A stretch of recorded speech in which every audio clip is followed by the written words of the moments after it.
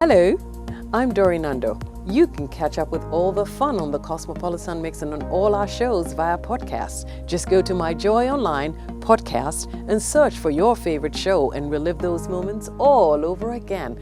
Only on Joy 99.7 FM, radio for discerning listeners. Super Hits Radio, Joy 99.7. Good morning and welcome. This is the AM News. Our first story, Fix the Country conveners have begun a campaign to solicit 1 million votes to push for the total overhaul of the Constitution of Ghana. The campaigners insist the Constitution in its current state favors the Ghanaian politician instead of the ordinary Ghanaian, a reason it should be changed. The group has also given details on its next demonstration set to take place in Takoradi. But also in part of that conversation, we have made it clear our objective is that we want a new constitution for a new generation. A new constitution that gives economic justice to everybody. That not only a few Ghanaians would enjoy at the expense of all of us. And that process of getting a new constitution, we have called for a vote of no confidence in the 1992 constitution. And we have laid out the framework from which we are going to get Ghanaians to sign up to that. And so this process was also showing Ghanaians how they can reach out to us. And we're asking a lot of Ghanaians across the country that if you send any WhatsApp message to 0549 21 4976, we'll give you the link of how you can also sign up and demand for a constitution that gives you justice. A constitution that ensures that politicians are not the only most paid or highest paid individuals in this country, but Ghanaians find jobs, irrespective of where you are, irrespective of what job you do, you would also go home knowing that this country also serves you too. So that's the process that we are engaged in. This is about fixing the country. This is fix the country, not fix Accra. And so it was important for us after the first demonstration where a lot of Ghanaians came out, first of all to recognize the efforts of so many Ghanaians who showed up, but also importantly to make it known our framework for engaging all other parts of the country. And so this is about announcing the next demonstration, which is happening in Takoradi. Well, for us, we are going to Takoradi because that's the home region of Kwame Nkrumah. And we are doing so on the 21st of September. For us, a lot of people assume that the support is the 15,000 people we brought out in Accra. And so if we don't see 15,000 in Takoradi, it means that Ghanaians are not listening. There are over 1.5 million people who were watching the demonstration live on air. All of those people were not in the street. And so if people continue to bear support to fix the country and what Ghanaians are saying and coming together, on just the 15,000 that showed up in Accra, or the number of people who showed up in Takoradi, then you have lost the significance of this moment. Let's go across the country now. And former President John Dramani Mahama wants government to deploy soldiers from the 48 Engineers Regiments to construct emergency roads in the disaster-affected areas in the Upper West region. The region had torrential rains a couple of weeks ago, which cut off 8 of the 11 municipalities and districts in the region.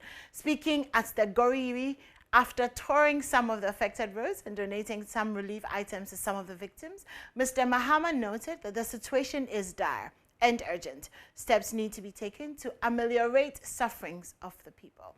Rafiq Salam reports from Wa. Former President John Dramani Mahama, during a courteous call on the overload of the Wala traditional area, now for City reported for record calls made by the minority members from the region, urging the president to deploy the 48 Engineers Regiment to open up the roads. That people are suffering, their items and properties have been destroyed, and the roads have been cut off. There's a backlog of trucks that were heading to Burkina Faso and other places that are all stranded along the road. I don't know if the president is receiving the proper security reports, but it is a very, very serious situation. And I think the president should take action and get his people, if we can get the military, the 48 Engineers Regiment, to come in with some emergency action to open up the roads quickly so that the transport of goods and passengers can continue to flow. Otherwise, it's creating a very serious situation in this corridor. He later visited some of the affected roads in the region to acquaint himself with the situation before donating some relief items to some of the affected persons. And the road is completely cut off. So people can't go, people can't come. There are communities that are stranded downstream that can also not reach Nadoli. And so when pregnant women, people who are ill, have to reach the Nadoli hospital, you've seen a small wooden bridge they put there. That's where they have to pass them and bring them down, and then they'll join another vehicle waiting here to take them there. People have lost properties, and people are homeless. And so we're calling on NADMO, and I'm sure by now NADMO is getting itself together. I encourage the government to give them the resources. Rolling back to town, John Dramani Mahama met members of the Upper West Region's Local Council of Churches, where their chairman, Apostle George Apasara, gave this assurance. You may not see us, ministers of the gospel and most of our congregations, in fix the country campaign or fixing the country campaign. But may I assure you, Your Excellency, and the ruling government, that we are monitoring things on the ground. You may not hear our silence, but come December 2024, we want to assure you all that we speak the language that politicians understand. The former president concluded the tour, meeting the press and also addressing a large gathering of party supporters at the Botanical Institute.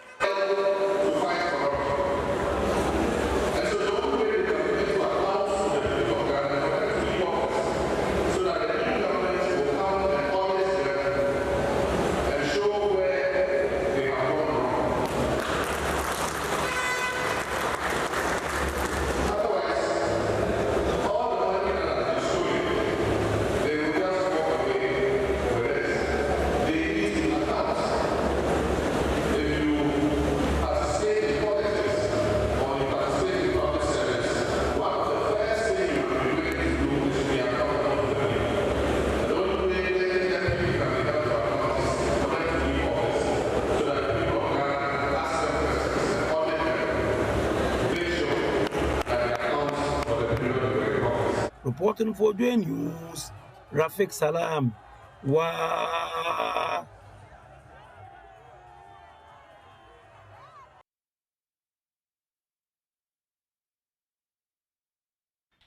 Now, former Member of Parliament for Chiana Paga, Abuga Pele, says he believes the truth about his incarceration will come out one day. Speaking publicly for the first time since his release from prison following the presidential pardon granted him, Abuga Pele said he made a good impact on the lives of prisoners at the Nsawam prisons. He was addressing crowds at his hometown of Paga Nakolo, where he received a rousing welcome back home last Saturday. Upper East Regional Correspondent Albert Sori has more. Former National Democratic Congress MP for the Chiana Paga constituency, Abuga Pele, was sentenced to a 6-year imprisonment by an Accra High Court in 2018 for causing financial loss to the state while he was the national coordinator of the defunct Ghana Youth Employment and Entrepreneurial Development Agency, GIDA. He was said to have acted in a manner that resulted in the loss of 4.1 million Ghana cedis by the government after businessman Philip Akpena Asebit had made false claims that he had secured a $65 million World Bank funding for the creation of 1 million jobs for the youth. Abuga Pele was found guilty on 2 counts of abatement of fraud and 5 counts of willfully causing financial loss to the state. He was sentenced to 6 years in prison for abatement of fraud and 4 years for willfully causing financial loss to the state, both to be served concurrently. Due to ill health, Abuga Pele was released earlier in July this year after being granted presidential pardon by President Nana Akufo-Addo. On Saturday, August 21, he returned to his home constituency of Chiana Paga in the Kassena-Nankana West district of the Upper East region. Youth of the constituency poured onto the streets, riding motorcycles amidst jubilation to welcome their former MP back home. Abuga Pele addressed the constituents at Paga before being ushered to his hometown of Nakolo. There, he addressed the chief and people, giving them a brief account of his life in prison.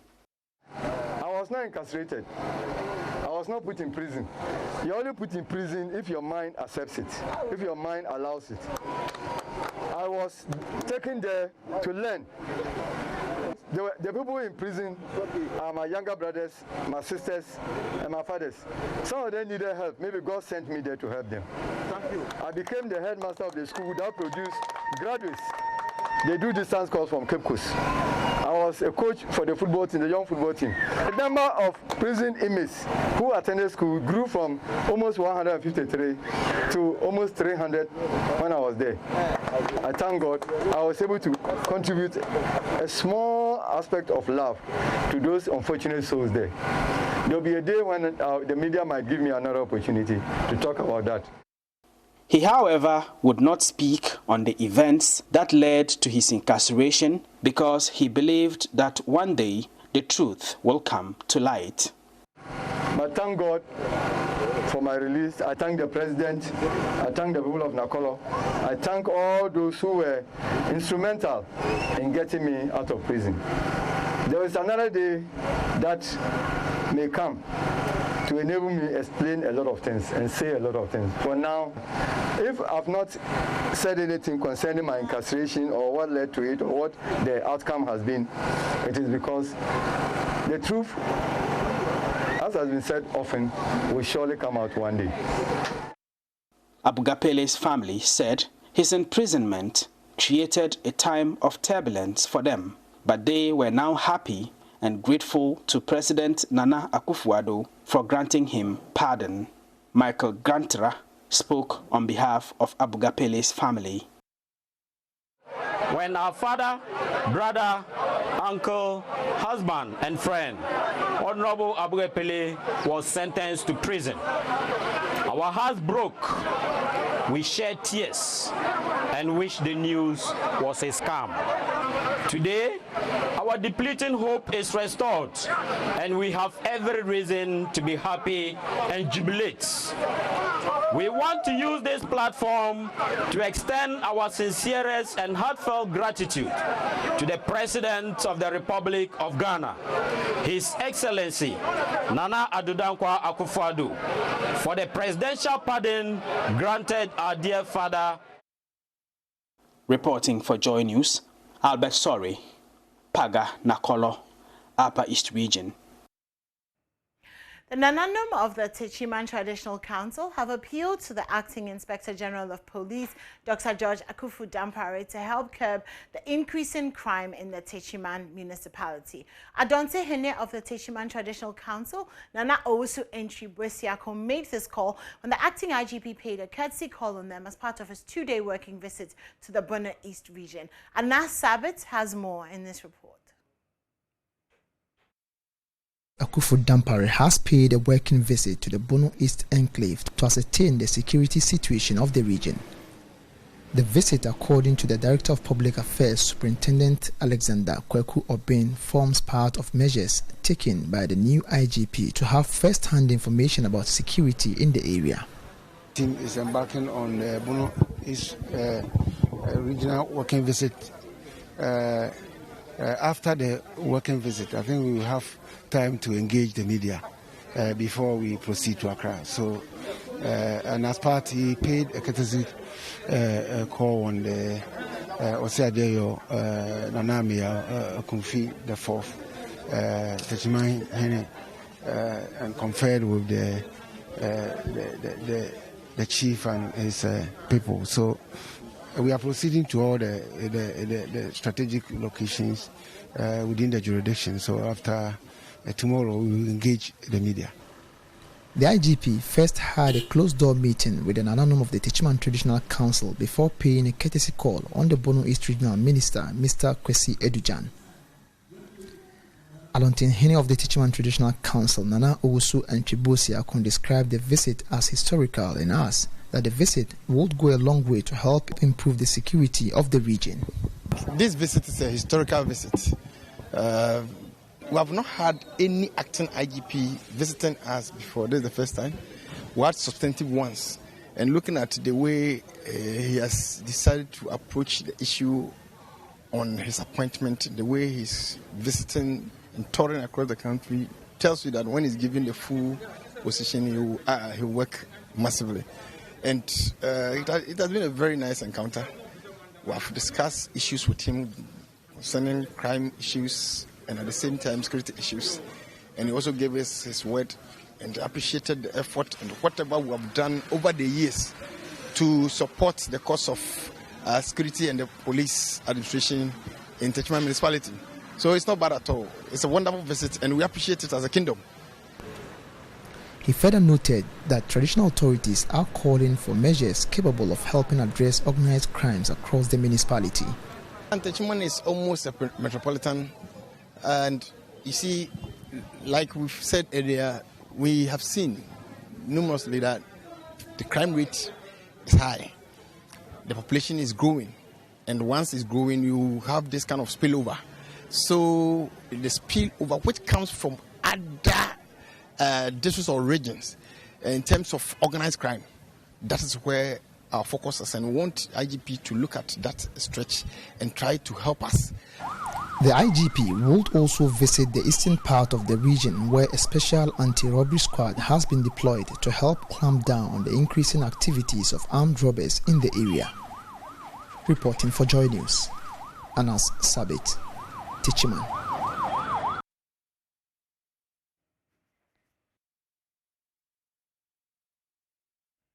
And back here in Accra, some intercity drivers are attributing the deadly crashes on Ghana's roads to single carriageways, which they say often results in head-on collisions. Now, 21 people died in 3 separate accidents over the weekend on the Accra-Cape Coast Highway in the Central Region and the Accra-Kumasi Highway in the Ashanti Region. 2 of the crashes, which killed 19 persons, were as a result of head-on collisions. Let's take a listen to some of the drivers. The cause of these accidents are the single carriageways. Ghana has gone past such problems. Have you ever seen an accident on the Nsawam Road before?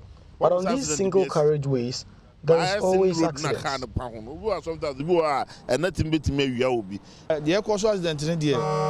Especially the cause of accidents are bad roads. We pay tolls every day, yet our roads are bad. So we are pleading with government to ensure that we use dual carriageways, because if our roads are fixed, then there won't be any problems.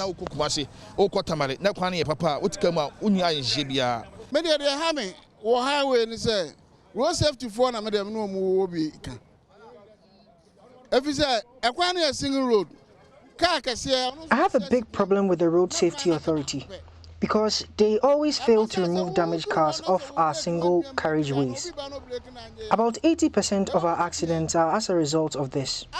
I am pleading with the Road Safety Authority to quickly remove damaged cars from our roads. Problem I say road safety for the car says kwama omo twimfiri kwama na kwan mu now. If there a single road and a double road near Namso. Number one, dual college na here no. Because the first cause is the lack of dual carriageways. I picked up a white lady for a tour once, and she was clearly uncomfortable. But when we moved to a dual carriage road, she relaxed.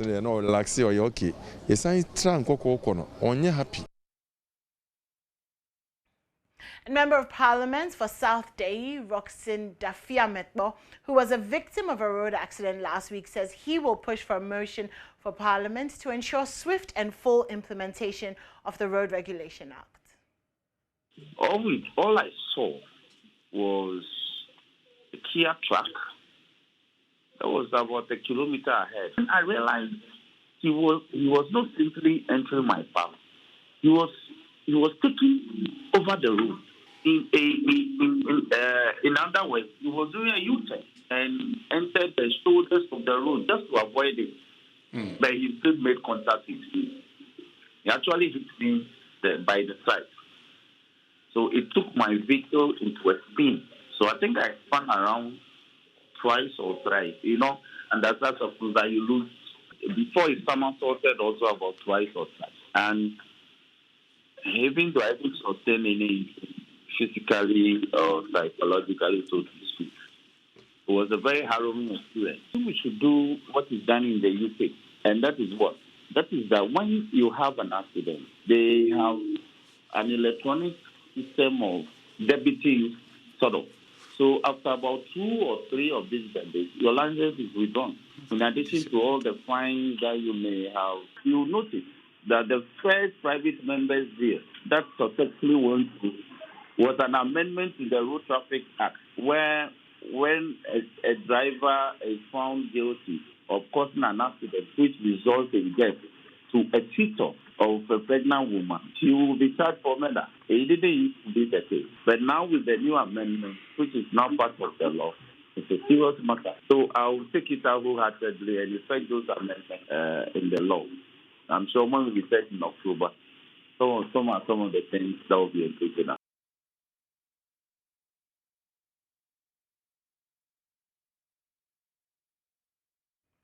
And that's it for AM News. Thank you so much for joining us. Don't go anywhere. The AM show continues with myself and Israel. Hello, I'm Dori Nando. You can catch up with all the fun on the Cosmopolitan Mix and on all our shows via podcast. Just go to My Joy Online podcast and search for your favorite show and relive those moments all over again. Only on Joy 99.7 FM, radio for discerning listeners. Super Hits Radio, Joy 99.7. All right, it's the AM show, and we're going straight to the news review with myself and Yuma. Okay, what's tickling you? Nothing. I'm just looking forward to your review of the Daily Graphic as always. It's the highlight of my morning. No, but you know, I actually offered you the Daily Graphic this morning so that you do the Daily I don't remember, but anyways. Should I hand it over to you? No, it's fine. You can have your 11 minutes. No, I'm not going to have 11 minutes. What time is it now? Let me see. It's 6:35. Okay, so yeah, I'll try and do it this quickly. Start. So on the front page of the Daily Graphic, fighting Galamsey Menace, Lands Ministry warns foreigners. So the Ministry of Land and Natural Resources has warned of stiffer punishment for foreigners who sneak into the country to engage in illegal mining activities, popularly referred to as Galamsey, with the connivance of some Ghanaians. Essentially, they're saying that there's been a resurgence, or some people have gone back, or there's been a resumption of Galamsey on a much larger scale. Okay. So the warning follows a revelation that the recent invasion of restricted mining areas has a large number of foreigners, Chinese, Ivorians, Togolese, Malians, among others, who are defying the laws of the country to continue the degradation and pollution of water bodies. Okay, and that story, you can read some more on that story on page 3. I have a full story there. Now let's go to page 16. And 50 million cedis earmarked to restore Upper West roads. That's the roads minister. Again, Israel, what does earmarked mean? They've set it aside, allocated. So it's ready to go? Not ready to go. Usually when they say it's earmarked, yeah, we intend to spend so much on it. But yeah, okay. We'll have to go through some processes and find the money often. So you have to find the money to make it available. Okay. Because it's you didn't budget for it. Something happens and you have to deal with it. Okay, KNUST begins vaccine trials for typhoid fever. And okay, so on page 18, which is the politics page, we loyal to NDC 10 members advice. And Gandangbe's demand renaming of Greater Accra region. And the story has it that the people of Gandangbe in the Greater Accra in the eastern regions have appealed to government to change the name of the Greater Accra region, which is the administrative region of the country, to Gandangbe region. So for them, they want the demarcations of the proposed Gandangbe region to include Yellow Krobo, Manya Krobo in the eastern region, Agwatsime in the Volta region, and Ewutu in the central region. Okay, that looks like it's going to be quite extensive. It says at a news conference organized by the Gandangbe Tahuloi, Gandangbe Warriors and Defenders, the leader of the group, Reverend Nikole Komodo, and the Gandangbe people had learned, said the Gandangbe people had learned from the shining example of the people of Ashanti, Bono, and Ahafo regions on the theme equity, not merit. So they feel that if we have Ashanti region, we have Bono region, we may as well have Gadangbe region. So that's their call.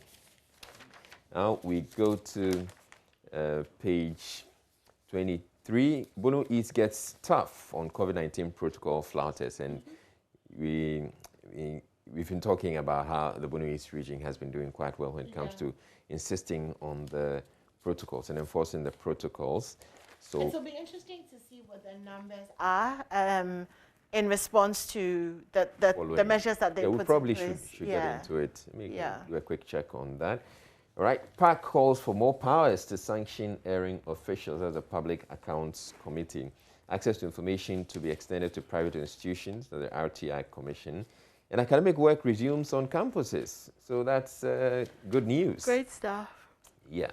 And on page 28, GES distributes remedial materials to schools. So the Ghana Education Service has distributed over 446,954 remedial materials to final year senior high schools, libraries, and teachers in preparedness for this year's West Africa Senior School Certificate Examination for school candidates. Which is ongoing. Yeah, that's it.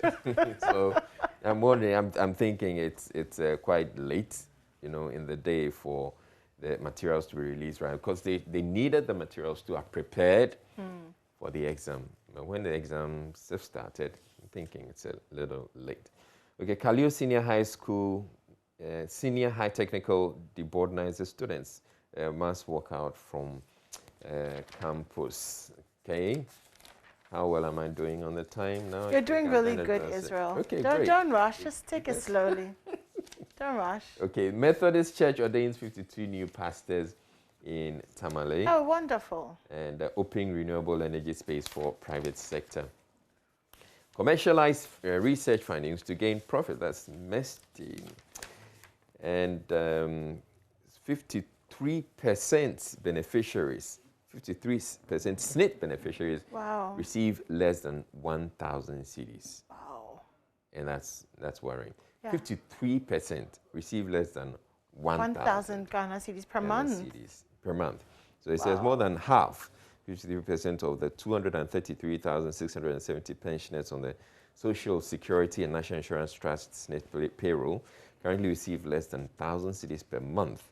That's the Director of Planning, Research, Monitoring and Evaluation at the National Pensions Regulatory Authority, Mr. Ernest Amate-Vondi, has disclosed. And he goes on to say, out of this number, he said 1,669 people were on low pensions of less than 300 cedis per month. Wow. Yeah.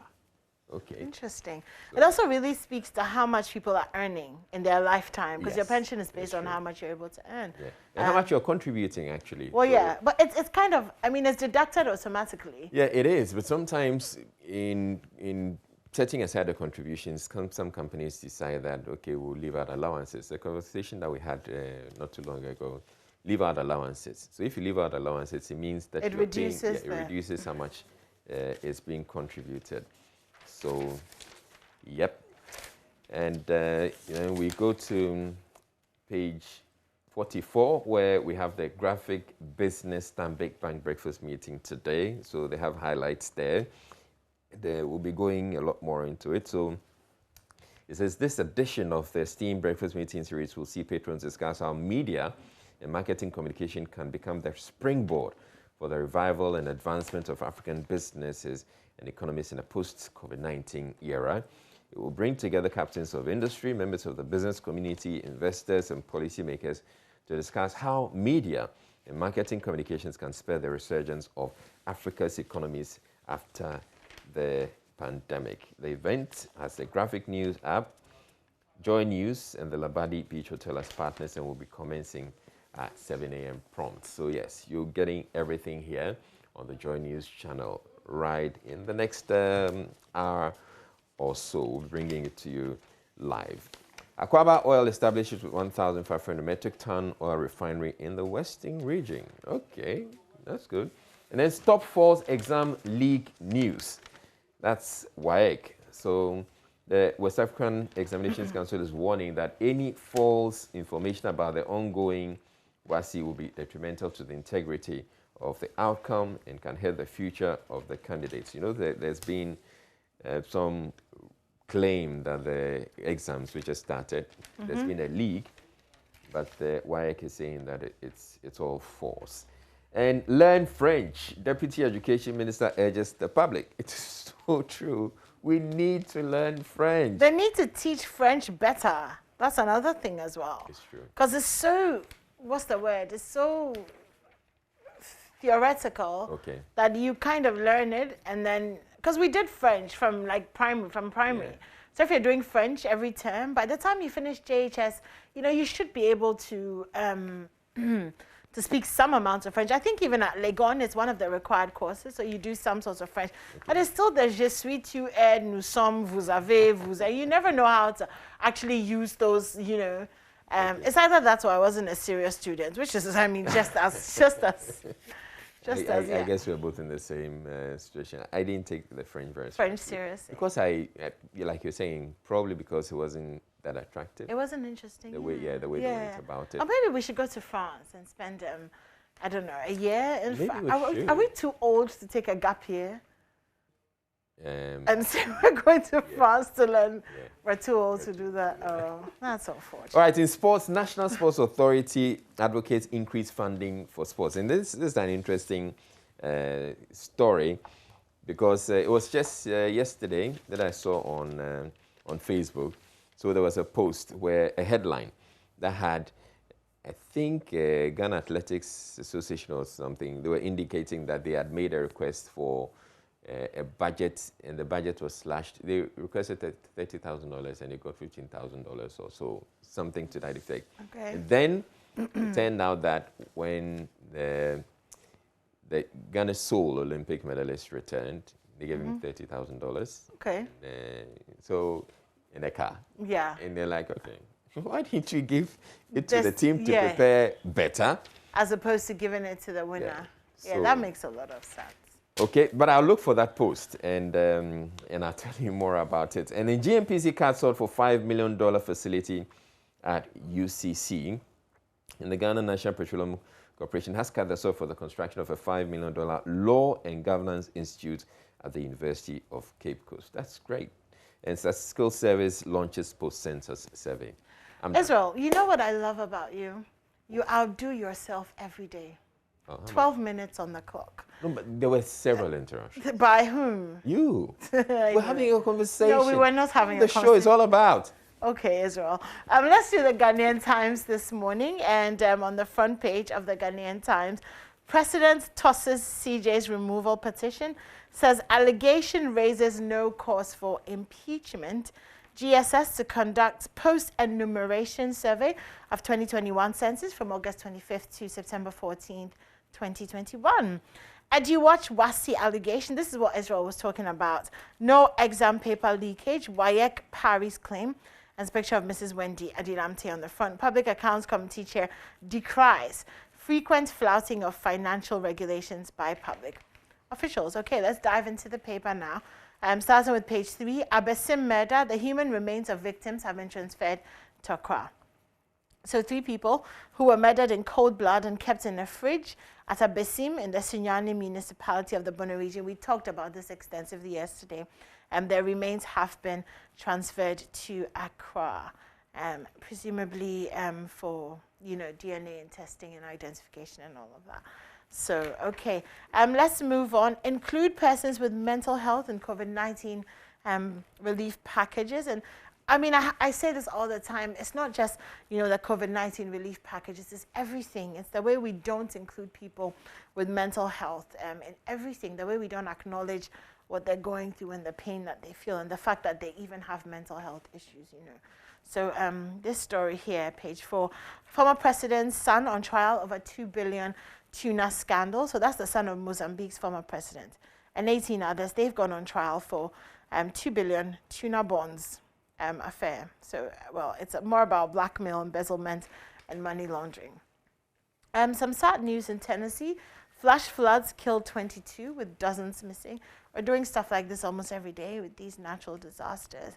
Operate health facilities under previous government. Ex-President Mahama to the government, and a happy birthday to Mrs. Dorothy Barno. She turns 93. She's one of the 4 surviving members of the 1948 year group of Wesley Girls High School. She celebrated her 93rd birthday last Monday. Happy birthday to you, and may God give you more life and good health. There's an editorial by Cameron Dodu. What at all does life mean? Gosh, I'm sure you've thought about that once or twice. President Akufo-Addo confers citizenship on Fletcher family. Okay, and they are survivors of the Tulsa, Oklahoma Black Wall Street massacre. Shraj suspends probe. ASEPA says it is disappointing and unfortunate. Of course, this has to do with the $5 million Chief Justice bribery allegations. Okay, moving on in the newspapers. The GVS has brought bird flu outbreak under control. So that's good to know. A first bushmeat shop opens as Ajay Kojo. So for those of you who love bushmeat, and there's pictures, literally pictures of some of the animals. So, anyways. Middle page, GSS to conduct post-enumeration survey. Nuclear power plant poised to produce clean, safe, affordable energy. And of course, that story about the no exam paper leakage as well. Let's see if I can find something else that's interesting. Seek early treatment to avoid damage to eyes. So if you have eye issues, go to the hospital. Basically, Upper East RegSec have been asked to prevent prostitution. That's on page 23. So members of the Upper East Child Protection Committee last Friday appealed to the Regional Security Council to stop management of hotels, hostels, and drinking joints in the region from using their facilities for prostitution. Corporal King Adam, he was speaking, and he is asking that RegSec will close down facilities that continue to encourage students to practice prostitution. So that's what's happening in the Upper East. Good stuff there. Chief Imam Zongo Chiefs eulogize Alhaji Kabori's mom. CSIR initiatives move to amend Act 521. Let's see, Glovo launches operations. Okay, MTN paid 2.6 billion Ghana cedis in tax to the government last year. Really budding industry, the Momo industry right now. We know that they're doing a lot more transactions and even checks and some. Okay, on the back page of the Ghanaian Times, work on solar-powered irrigation system takes off in Ho, and KTU ready to supplement affordable cement for Agenda 111, and of course that's the Florida Technical University. And how great it is to do the newspapers and not see anything about Hearts of Oak, huh? Life's little blessings. All right, let's go to the Statesman. And on the front page, Baumia makes strong case for National Cathedral. Have you paid your 100 cedis? No. Are you going to pay 100 cedis? Not sure I'm going to do that. My landlady asked me yesterday, but aren't you a Christian? Oh, but that's not, what does it have to do with it? No, I know, I'm following the line of questioning. Ghana's crisis, Gabi replies Mahama. Roads Minister wants journalists probed over 25,000 cities and GHS to deploy AstraZeneca vaccines from next week. And MPP constituency delegates conferences underway in Kumasi. And we move to page 6 and initiate discussion on AJAPA deal, that's ASAP to government. And Abuja Pole expresses gratitude to President Akufo-Addo. And insurance industry donates blood to school stock blood bank.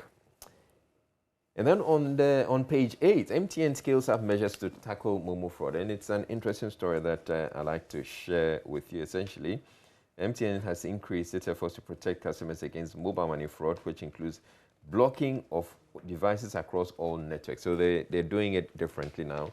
So previously, if you engage in Momo fraud, then they'll come after your number and block your number and try and get you and prosecute you. But this time around, they say what they're doing is if you use a phone, any phone at all you use to engage in Momo fraud, they're going to block the phone. So you can't use it on any of the networks. Okay. That means you have to get rid of the phone and get another phone. Okay. Essentially, what they're trying to do is to make Momo fraud more expensive for the people who engage in it. Because if it was just the SIM, you can throw the SIM away and get another SIM. So yeah, maybe they should use that for those who go for Momo loans, MTN quick loans. So if you use your phone to engage in MTN quick loan and you refuse to pay, they should block your phone. Well, yeah. I think they're a little bit... I know people will not be happy with me. There are many people who are watching who say that when you're going to send them money, shall I make you not send for my phone? Because I did, oh, yeah, I know, right? So they will not be too happy when they say, what are you talking about? What's she talking about? All right, and there's also this article on page 10, Mohammed Akufo-Addo, who does more with taxpayers' money. That's a debate. Van Vecker proposes Let's Fix the Country campaign for better Ghana. Okay. Ghanaian actor Van Vecker has said that he is not for or against the Fix the Country campaign. He rather believes Let's Fix the Country agenda will work better for the country's development. I think it comes back to the same thing, fix the country. Okay, let us. So this time, let's do it all together. Okay. Okay, instead of fix the country, fix yourselves. That's interesting. Fix the country, fix yourself. Okay, let us, okay. So let's fix ourselves whilst fixing the country? Yeah. All right, and gunmen released 15 more pupils abducted in northwest Nigeria. And what else? How watermelon reduces wrinkles and brightens the skin. Apparently, yeah. So it's all there in the Statesman. You can get to that. And on the back page, Lukaku, striker unplayable on second debut for Chelsea in win over Arsenal. Okay. I want to talk about Arsenal for a second. Right. Because on the back page of the Daily Guide, so the Arsenal fans who got annoyed with Arteta and prevented him from leaving the stadium because they had lost 2-0 to Chelsea. They were annoyed because what? But I mean, they always lose. Like, what is there? What is there? You've been losing. Like, Arsenal fans have been losing since I was born. No, they don't always lose. They lose more than they win. How many times do you remember that Arsenal have won a match? Oh, Jaisa. No, Arsenal used to be in the top 4 all the time. It's only in recent years that... Recent years, we mean 20 years? Oh, no. I mean, just about 5 years ago, I think. They've been whack ever since. The only good thing about Arsenal is that if you marry an Arsenal supporter, you know he's loyal. Oh, no. Yeah, that much you know. Anything else, I don't know. Anyway, not shading Arsenal fans, but anyway, the Daily Guide. Let's do that quickly because we just have 4 minutes on the clock till we go to the sports news. So we'll be doing My Joy Online right after this.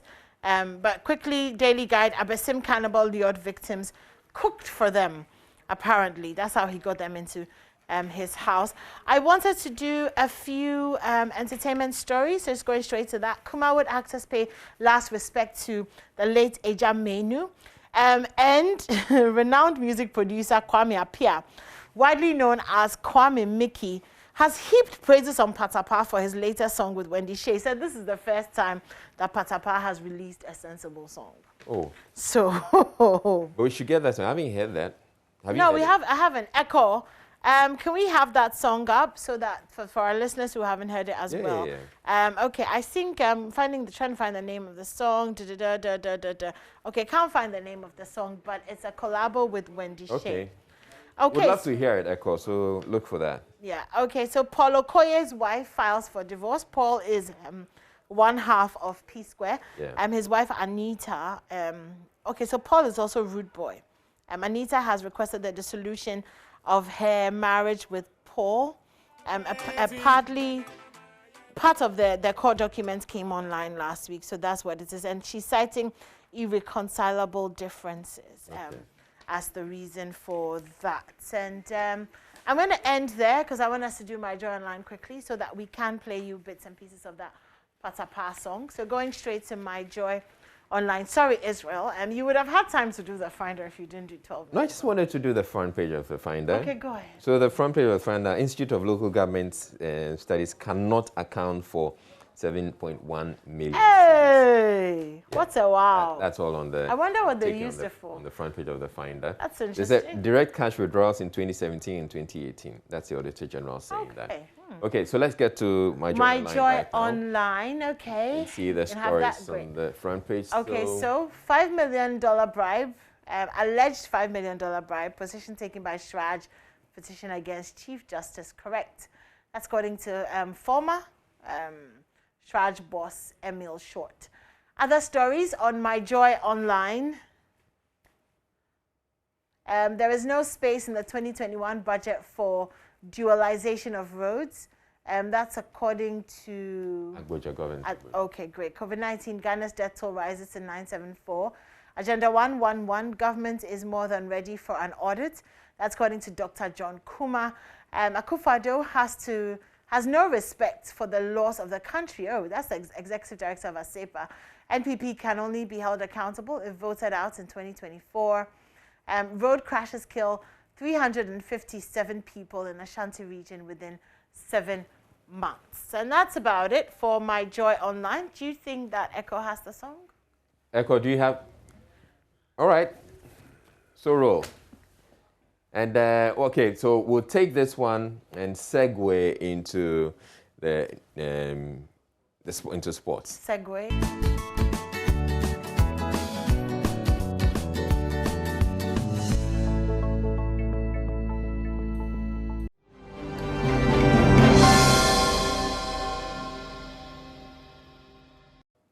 Hello, good morning and welcome to the AM show with me, Oreku Ampofo. Now, before we begin, just a little explainer as to why I've not been around for a long time. I just wanted to put it out there. I tried to put it on social media, but it's fair that everyone knows as well. So I had a little knee injury whilst playing football, and my anterior cruciate ligament was bruised a bit. At first, I was told I would not be able to play again, but there's good news.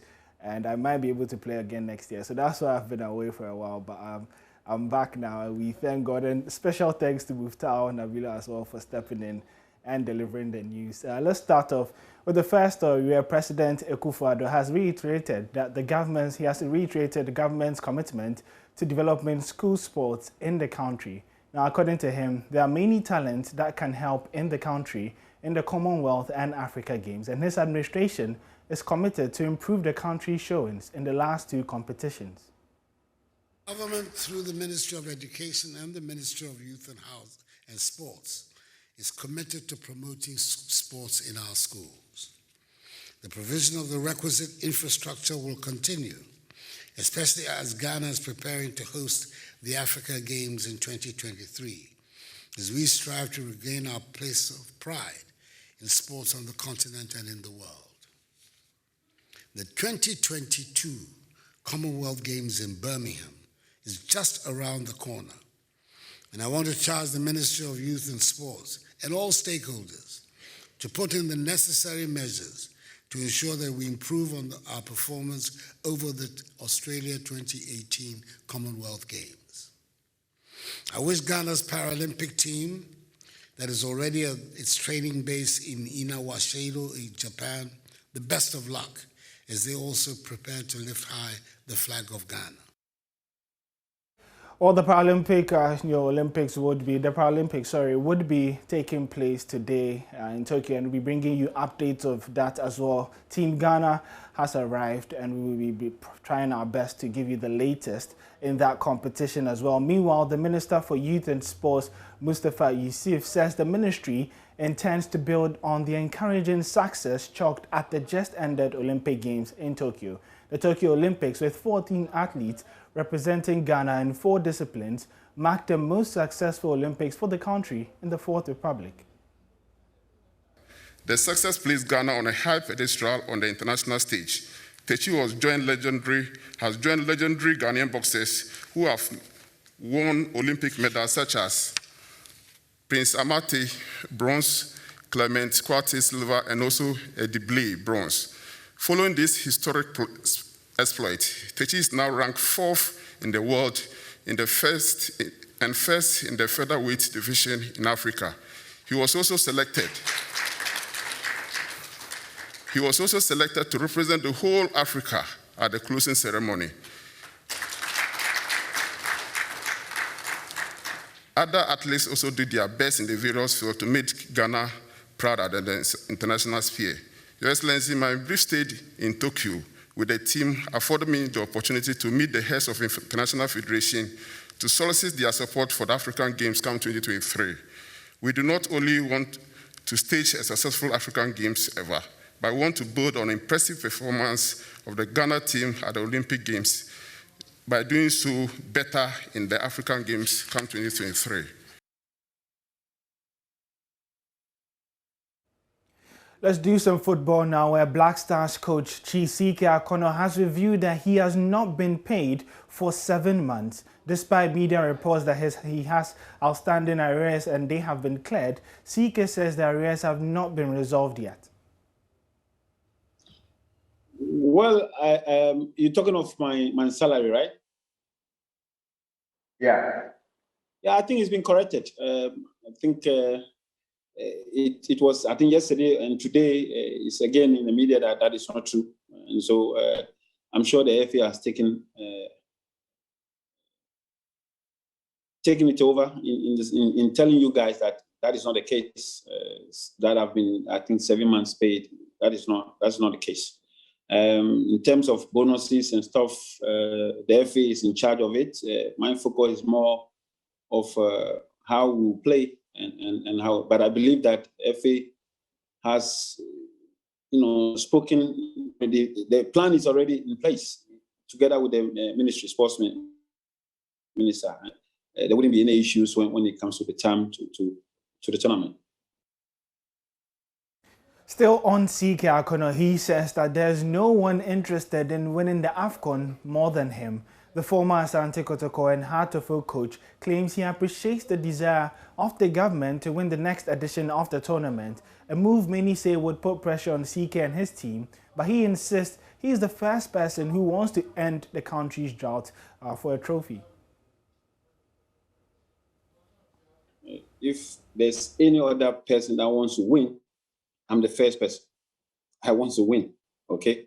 If that pressurizes me, you cannot talk about the national job without any pressure.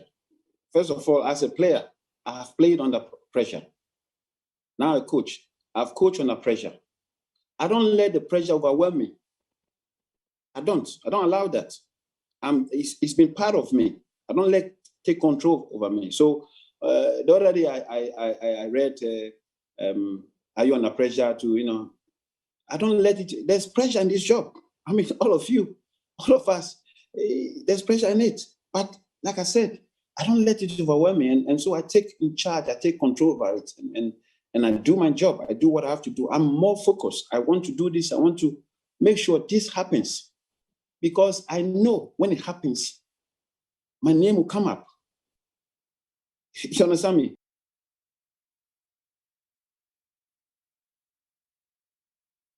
My name is Kujo Yankson. Let me tell you how to turn back time. You can now bring back all the fun, all the excitement, all the controversy of the Super Morning Show and all your favorite Joy shows when you go to myjoyonline.com/podcasts. Just select your favorite show and bring it all back again. Joy 99.7 FM, radio for discerning listeners. Radio, Joy 99.7. All right, this is the AM show, and it's with me, Israel, and Nimwa.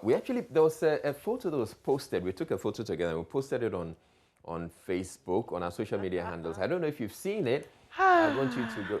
Okay. What about it? Nothing. It's a beautiful photo, but as usual, you're spoiling my market.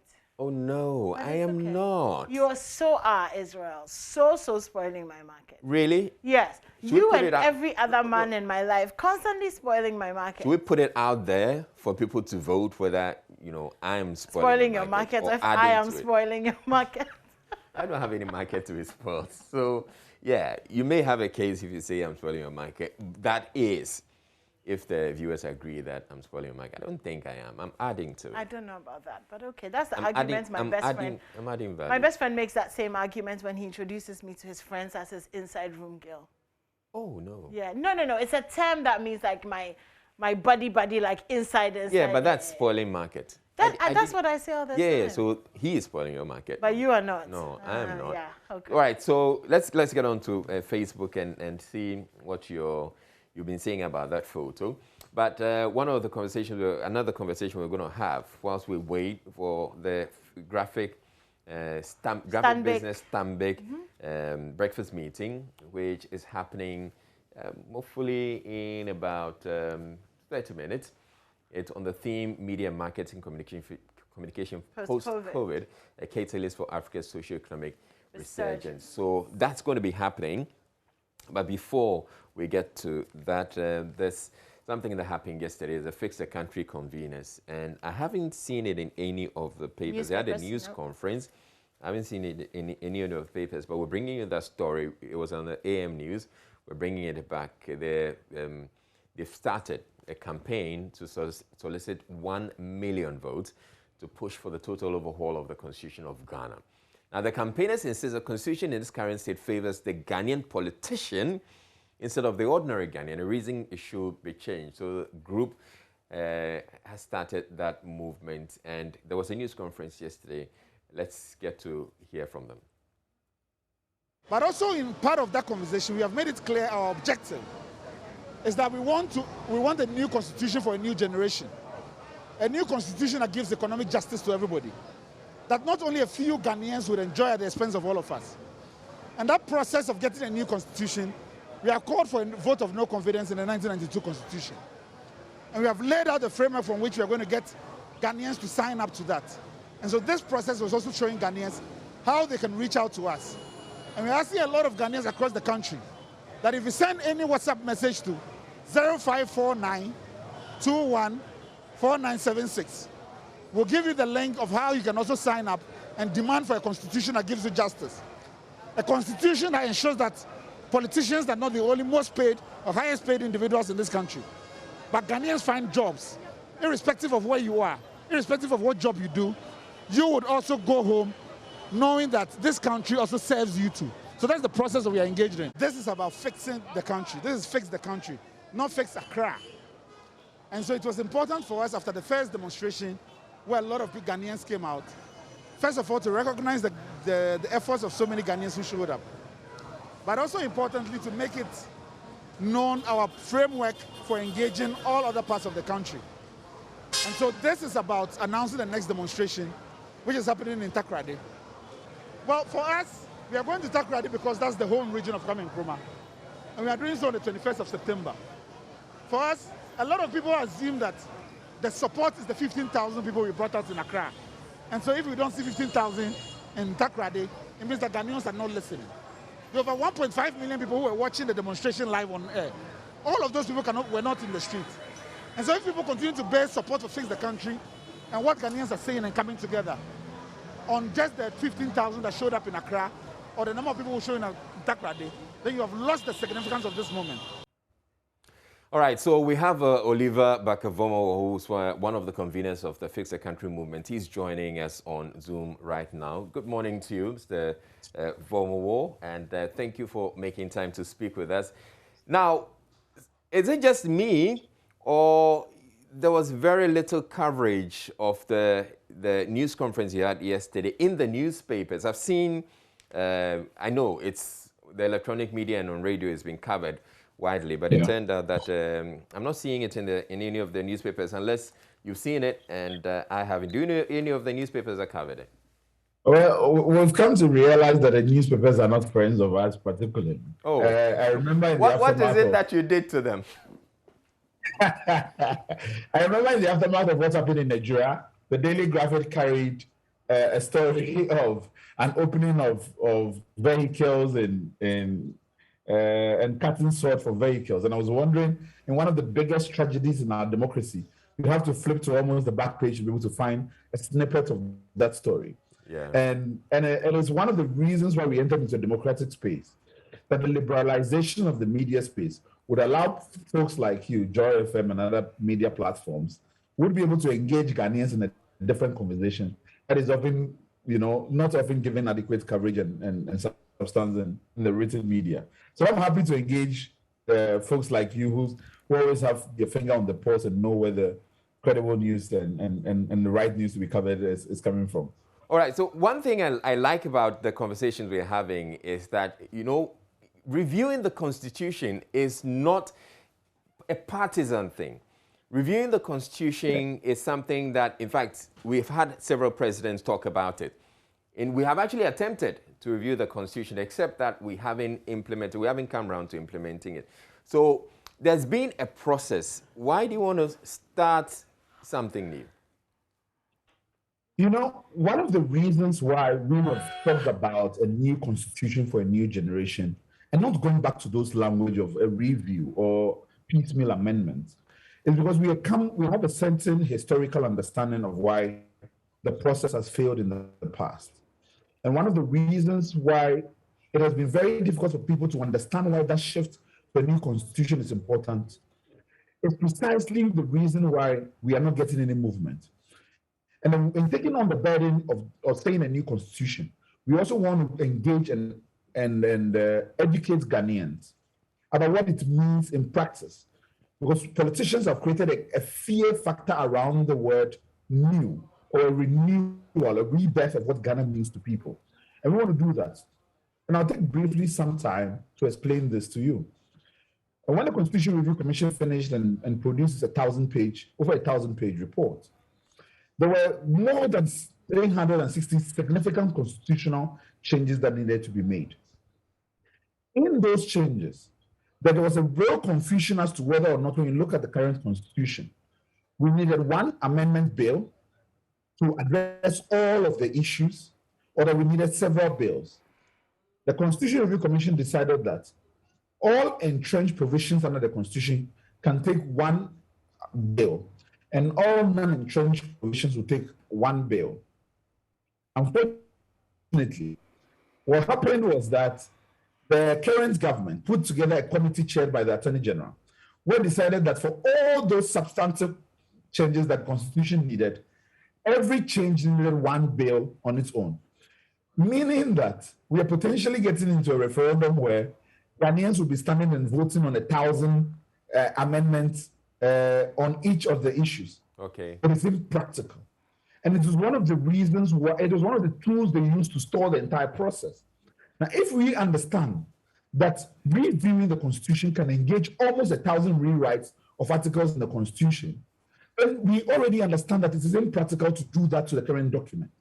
We must enter a framework which allows us to be able to make those changes holistically and together, so that the Constitution that we create have a new philosophy of how it engages the people of Ghana. If we want to do patchwork, we'll end up creating much more problems than we currently have. All right, but the other suggestion is that let's not even do a review. The president has even said that. Let's just take one issue. And his only issue that interests him is extending partisanship to the district level. And when Ghanaians rejected that, they decided that, well, if you do not want it the government's way, we are not giving you anything at all. We do not want politicians to hijack the process. And the biggest risk of hijacking comes in the review conversation. But if we do a new constitution, where we take it from the consultative or constituent assembly right to a referendum, Ghanaians have the most say in the document. That is why we've taken on this charge and burden to educate and also collect those 1 million signatures to show support for the process. All right, so you talk about fix the country movement, but here's the case where you're talking about a new constitution altogether. To me, it sounds more like reset the country rather than fix the country, because indeed, if you look at fixing in the context or the definition of it, it suggests that you're trying to do more patchwork than overhauling the system. So fix the country, resets the country. What exactly are you looking at? So a reset must have a purpose, right? The remedy for any problem, you have to sit down with the problem a bit more before you prescribe what remedy it needs. In this case, to be able to fix Ghana, we need a certain reset in certain dimensions. The people do not leave.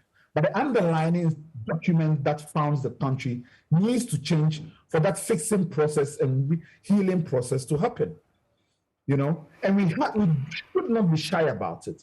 I hear a lot of people say, but well, are you calling for a faith republic? And what does that mean?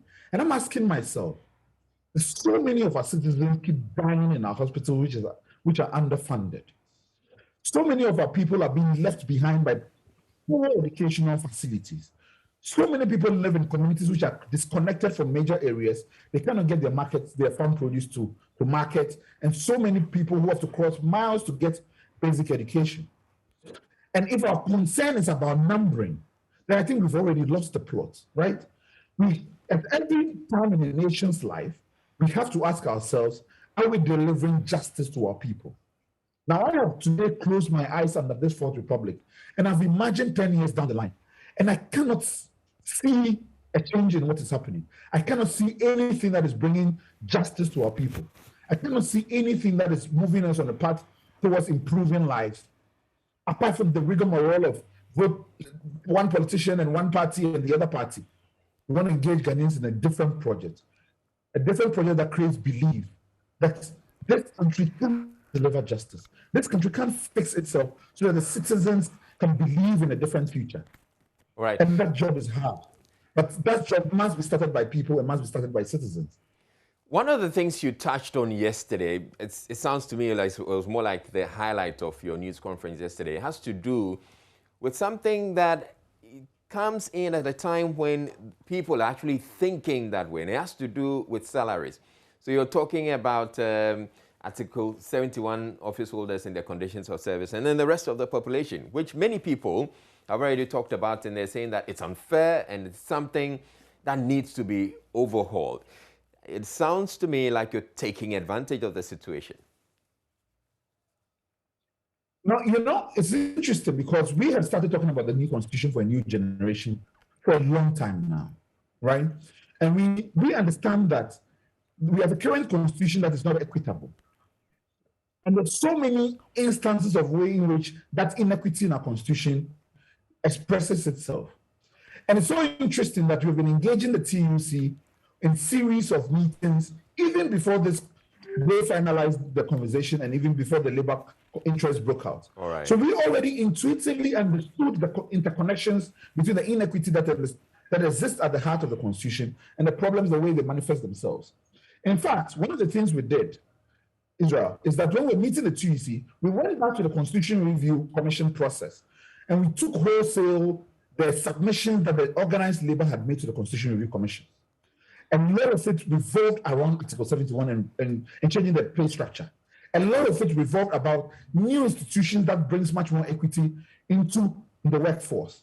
And we had those conversations with them and we told them that, listen, you guys understood the problems with the Constitution and you asked for these changes. If you continue not to deal with the problem at the source, your people are going to be continuously unhappy and we will always be in this cyclical problems that we continue to have. So it's not about taking advantage, but it's also about showing the interconnections of how our problems affect everyone. And a lot of it comes down back to this document that was negotiated on the brink of an ending military rule that was holding a gun on the process and ensured for itself a deal that entrenches the same benefits within the military era for the political class. All right, so let's talk about the process and what you've initiated. You say you're looking for, 1 million signatures. How are you going about it? So, some people think that the 1 million was chosen at random, but we didn't. First of all, when you take the entirety of the political class, including the parliament, you have only 275 people. The president makes about 6,000 appointments. All put together, you have less than 8,000 people who 80% of our resources is servicing, okay? And we are saying that we are getting 1 million Ghanaians to speak up in rejection of a document that entrenches that moral corruption. Secondly, in 1992, 28 April, 50% of Ghanaian electorates boycotted the process for electing a new constitution. Only 3.6 million people voted for the document. Now, we are marshalling 1 million people. This represents about 30% of those people and saying to them that this document has failed. We're not stopping there. We're continuing to engage Ghanaians.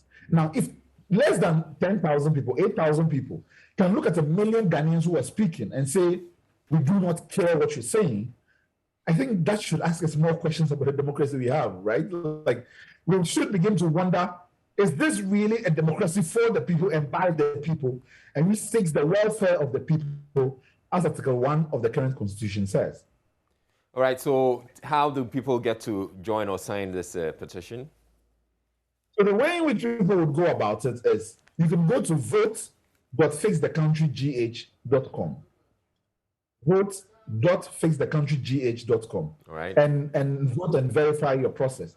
You can also reach out to us on the WhatsApp number, which is 0549 214976. I take it again, 0549 214976. And when you do that, it will take you through a process which allows you to verify your identity and your details to be able to collect those signatures.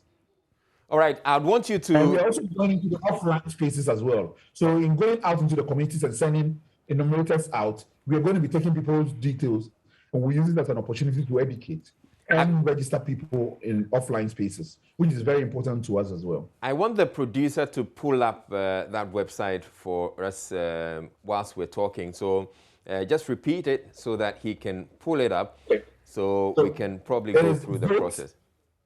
Votes.fixthecountry.gh.com. Votes.fixthecountry.gh.com. .com. Yes. All right. If we can have that up on the screen, and we'll see how it is going and how the process is working. Now, while at it, I also want to find out from you. There's the Fixing the Country movement that's come on the back of Fix the Country. What do you have to say about that? You know, it's interesting to me that I think now I've become quite used to it, in fact, Israel. In the beginning, I was very surprised about,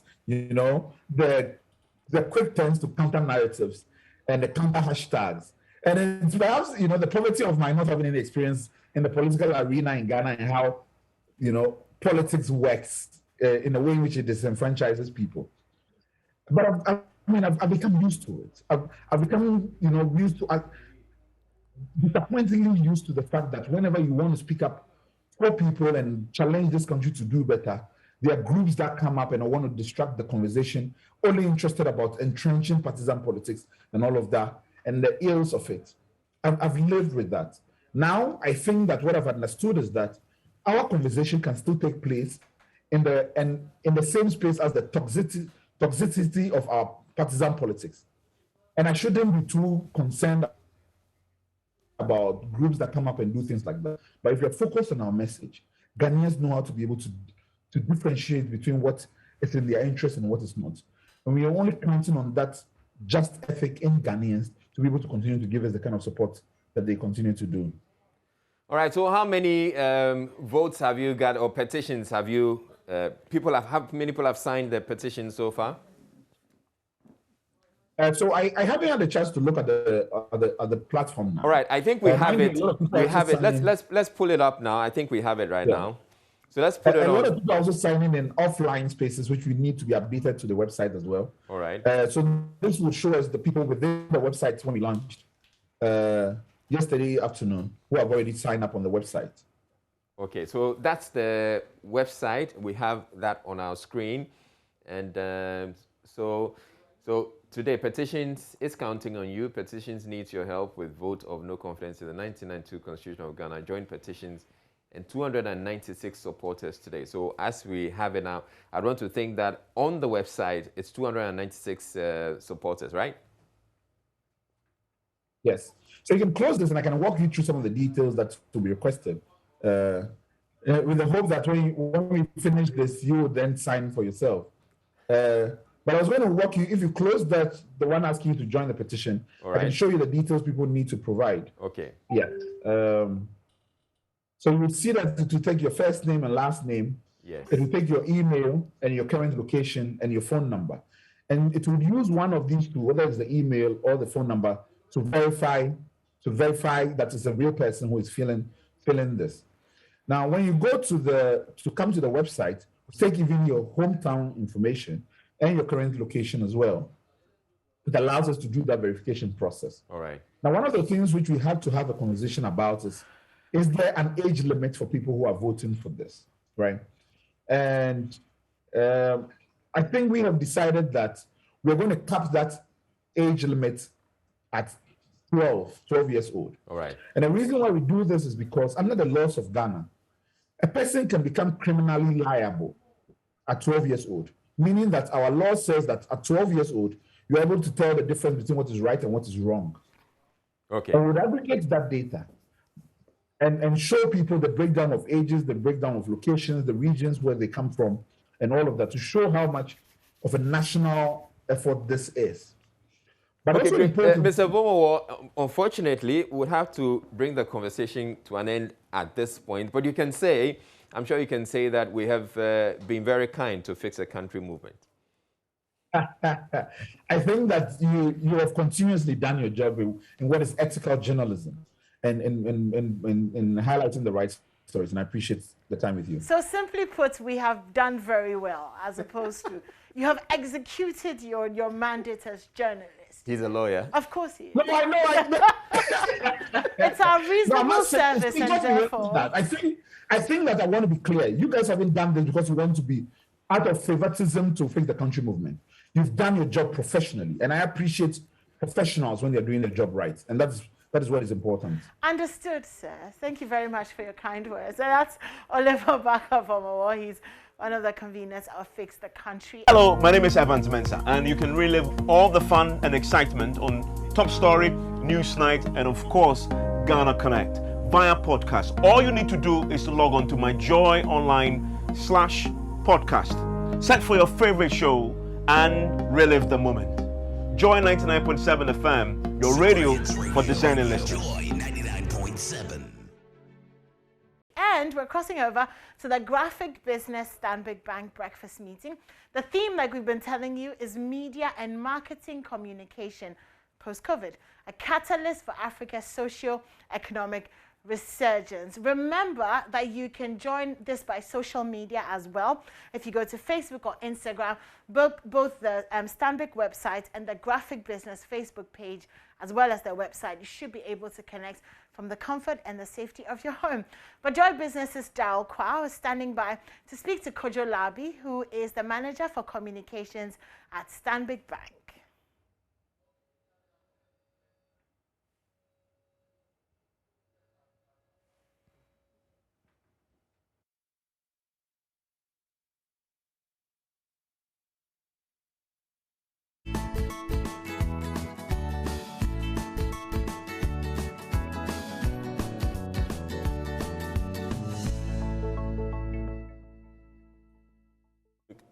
Very exciting to discuss. And so I want to ask why we chose that topic for this morning's discussion.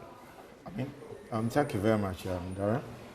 I guess the world has come to the big realization that COVID is here with us. Even as it's rolling on and we keep praying, it's affected many industries. I guess for the media, it's been a huge hit or punch. And which other way can the media survive going forward and then help our economies, Africa, Ghanaian economies, to get back onto their feet? We chose this topic because, like you said, it touches many people. And the media tends to help formulate or broadcast the messaging that can give us the right guidance on what to move into. I come from a bank where we believe that we should help in finding new ways for making dreams possible. The African dream has been on for quite a while. I was saying to somebody about 12, 11 years ago, there was a publication that said Africa Rising. For some strange reason, that publication and the flow of foreign direct investments into the continent matched up, and things were quite bright for us. We rolled on for a while, and then COVID hit. And like you said, it's been devastating. There are sectors of the economy that are still grouping in the dark. We are sure things will turn for the better. But before we get there, what can the media and communications industry help in pointing? What direction can they help to point at? I mean, the communications industry, the marketing industry would help frame the narrative. The media becomes a channel to broadcast that, to tell the world. And I guess with our partners, the idea is to provide this platform, get the key stakeholders to come and have a discussion, and point us in the right way, in the right direction. We see how we're. And it's important that we have a vibrant media post-COVID-19 so that I can get paid at least. That I can get paid at least. But for businesses like you, I just want to find out. I mean, during the time of the pandemic, you had to decide how to channel your information through the media to other people. There were so many considerations. Of course, you're also having to deal with the pandemic and post-COVID-19. How is that changing in terms of what media house you select, how you even decide to channel your messages through, which media platforms you use as well? I get the brutal truth is that digitization has become the norm here.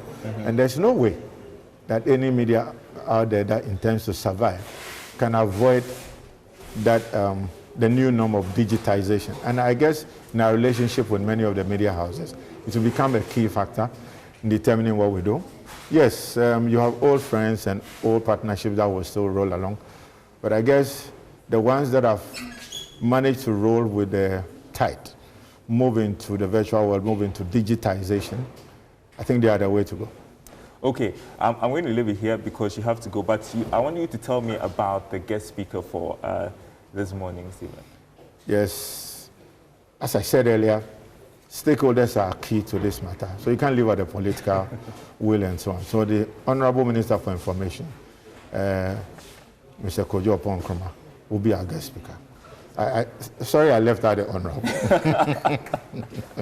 Okay. Kojo, I'm going to let you go, Head of Communications at Stanbic Bank.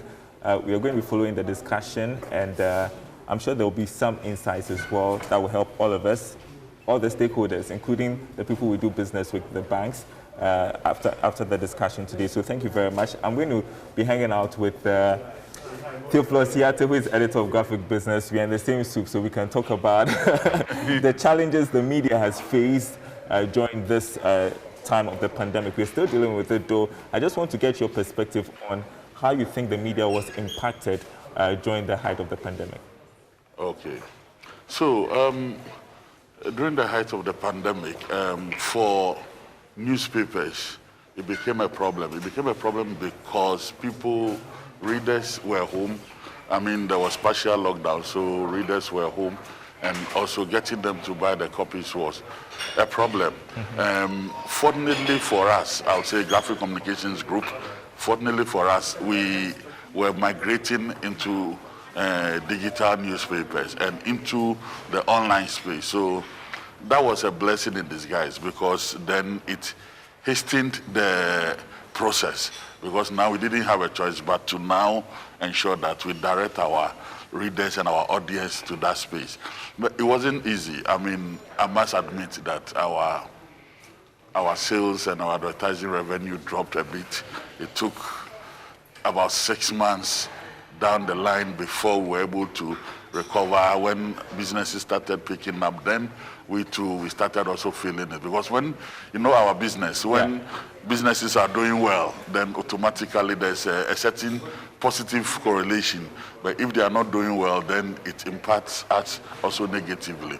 So basically that is how. And I'm sure for the radio stations and for the TV stations too, the story may not be entirely different from ours. I tend to believe so, because businesses were not, people were working from home, certain businesses, you take the hospitality industry, for instance, nothing was really happening. So all that business from that sector was lost. So it affected all of us. And if you are not careful, you go under and you might not be able to recover. I want to hear about the newspaper business post-COVID-19. You talk about digitalization, the fact that people are moving to digital channels to consume information.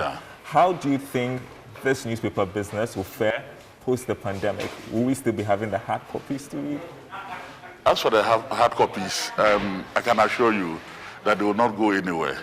They have come to stay, and they will stay. And the reason is simple, because it serves as a validation platform for others. So people read online, people read in the e-newspapers and all that, but yet they want to feel the hard copy. One, I think, is a behavioral thing, and also, because also for the digital, I mean, at a point it becomes transient. So let's say you have the digital newspaper there. After a week or two, recovery, it becomes a bit more difficult compared to the hard copy. If you have the hard copy, you have it there. If you go to walking into any public library, you know if you are looking for a certain copy, you will find it. So it will rub off each other in a positive way because there will be that migration. So people read the, you wake up in the morning, the first thing you do is that you go to your phone, you read, you watch, then you come to town, then you want to fill the hard copy too because it's not everything that you're able to read. So it will serve as a complementary, but definitely, it's not, I mean, as it used to be. No. That one, I can assure you that it will no longer be like the way it used to be. And we have a very vibrant media here in Ghana. Yes. We are all competing for the same businesses to advertise with us and all of that. What were some of the learnings during the period of the pandemic and that you are taking away from the pandemic as to how consumers were consuming information and how the businesses wanted to, sort of communicate their products to the consumers? So, one, what happened was that now you have to identify new markets and catch them wherever they are. That is one. Two, you have to find other ways by which you will survive. You have to find other ways by which you survive. Now, like I said, the digital space must complement the hard copies. So whatever you are giving them on the hard copy, you must extend that same package to them in the digital space, else you will not get them. Based on their needs, I mean, and some of the companies would ask for certain packages that you must be able to customize it, you must be able to meet them, else you lose the business. So if they want a certain address on your platform, you must make sure that on your online platform, must make sure that you get them. If they want the eyeballs, they want to see how many, readers you have there. And then because of the analytics, you must make sure that you grow it in a very, fast manner, such that you'll be able to catch them there. So it has been a great lesson. Not just lesson, but you are still learning. And the learning is that you must be able to know what they want and provide it, else you lose them. What do they want? That is, sometimes. What do they want? That's the question. That's a big question, and it's a difficult question to ask because they themselves, they are also, so you take, for instance, a bank, they are all now pushing digitization, so they have a lot of digital products. So they themselves, they are trying to get customer insights and how to package products and services to meet that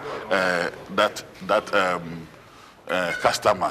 Now they want you to join them on the table, think together and see how you can meet that need, else you lose them.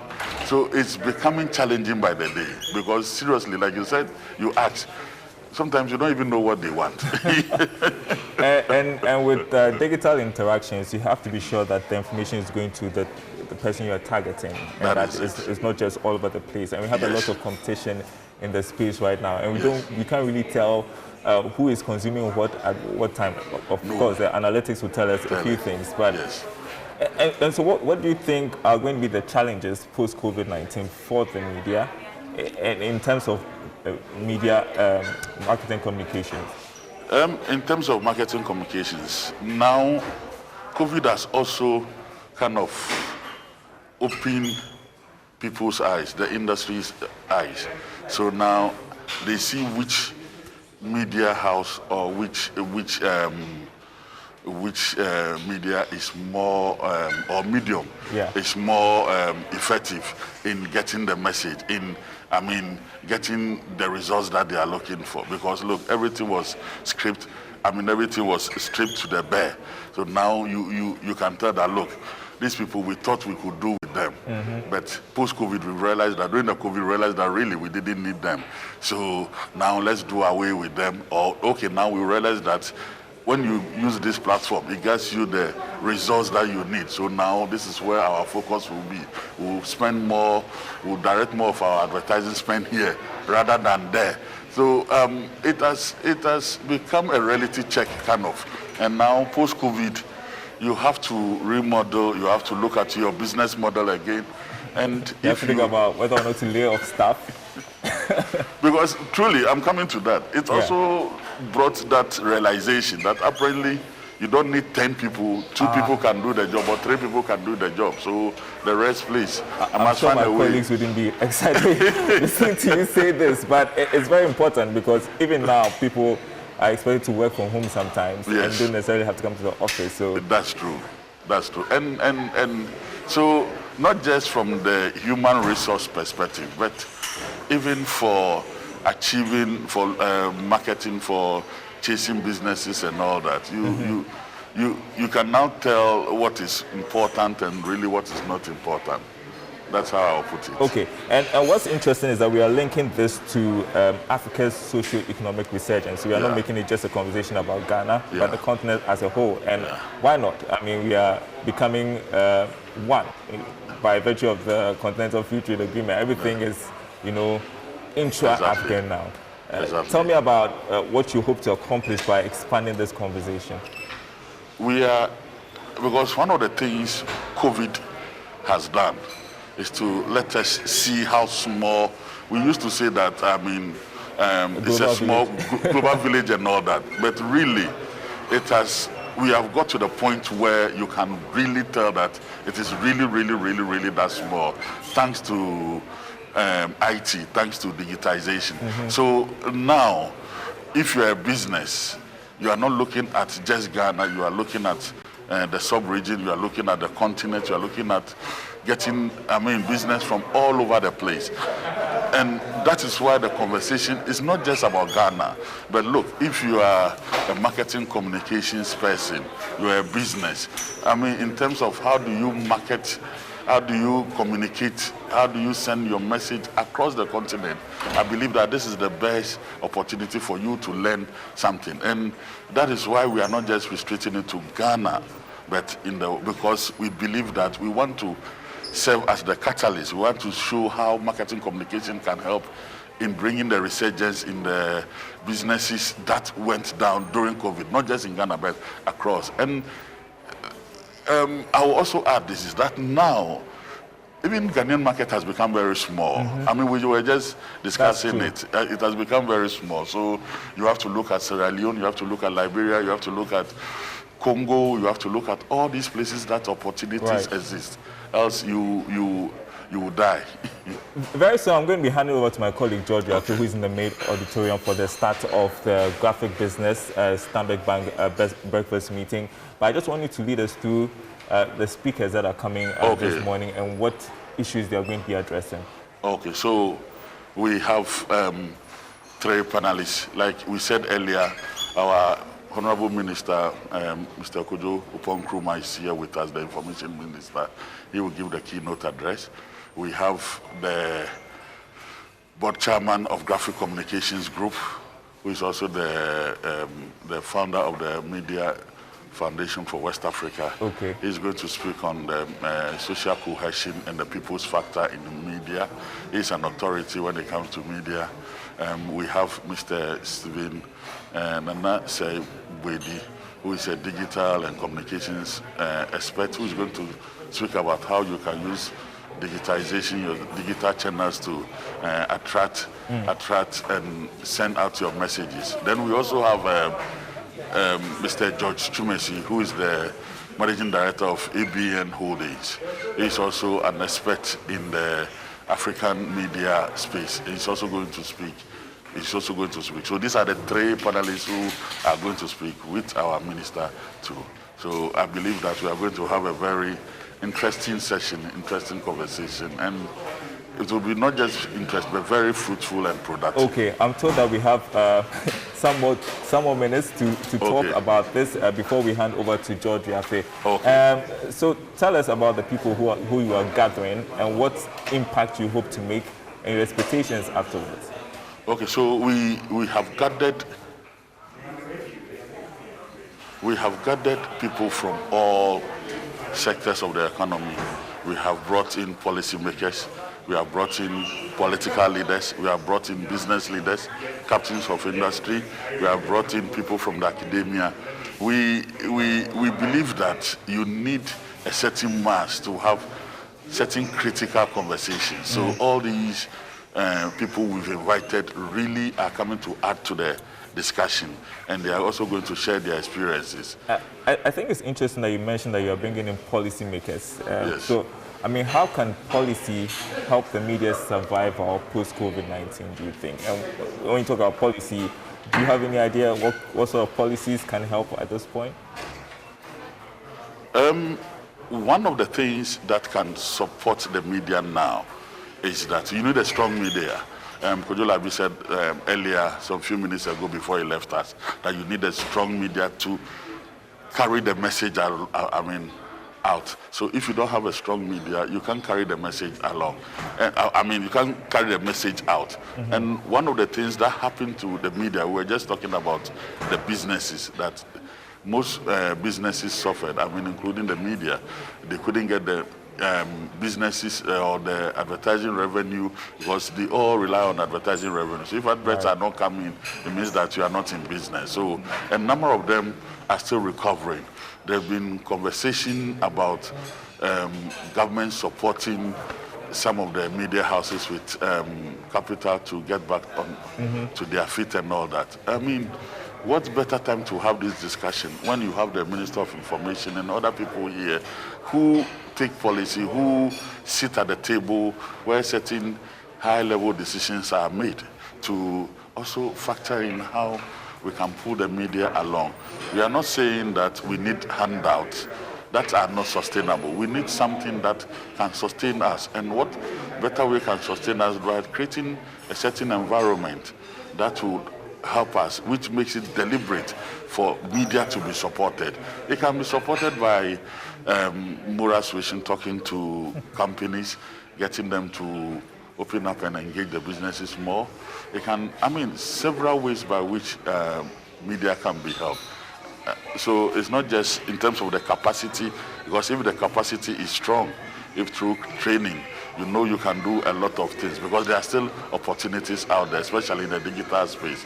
So these are things that I believe that here certain discussions will be made, certain decisions will be made, and also, more importantly, we can also, as media people, also share our challenges and our concerns. And sometimes when you tell your story or when you tell your opinion, somebody who has the solution can also tell you that, do it this way or that way or this way. And it's not just the media houses that have to make the push to get marketable, but the personnel themselves, because now you have to be a multi-media journalist. If you have to work for graphic, for instance, you should be able to shoot your own videos, you should be able to, be digitally inclined and all of that. That is very, very true. And it's amazing.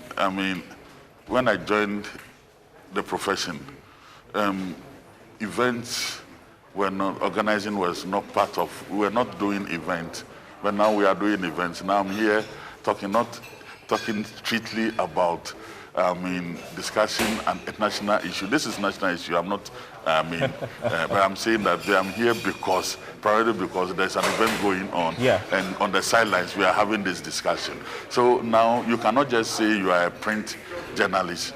Like you said, you must be able to shoot, you must be able to do all the things that you have to do as a multimedia journalist. Theophilus Ziate, thanks so much. Grateful to have had this conversation with you. I'm taking you to the main auditorium. You're linking up with George Yafi for the start of the graphic business Stanbic Bank breakfast meeting. Over to you, George.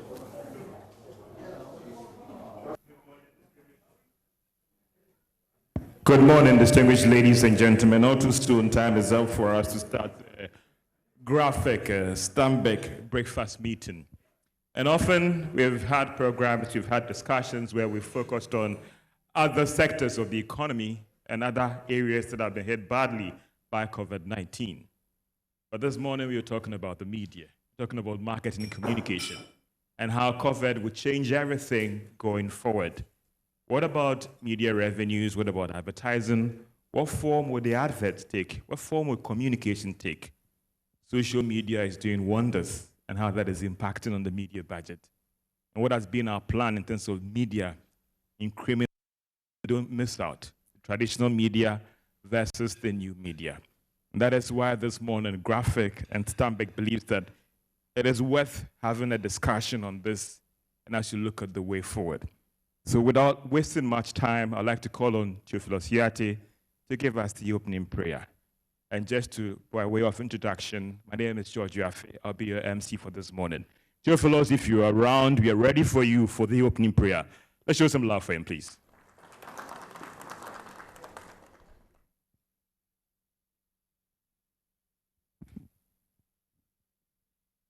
Let's bow our heads in prayer. Father, we thank you for this morning. We are grateful that you've brought us all here. We are here to deliberate on issues affecting our country and our continent. We ask, oh God, that you grant us wisdom, knowledge, and understanding, that we'll have a successful deliberation. This we ask in Jesus' name. Amen.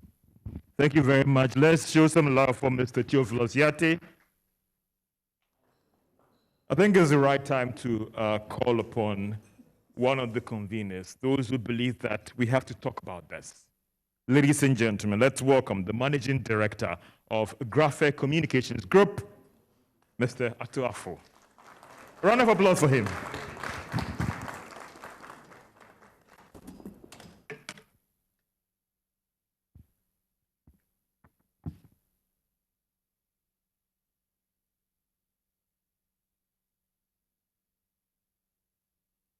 Honorable Minister of Information and Member of Parliament for Ofuase Ayebi constituency, Honorable Kojo Opon-Kruma, the Chief Executive of Stanbic Bank,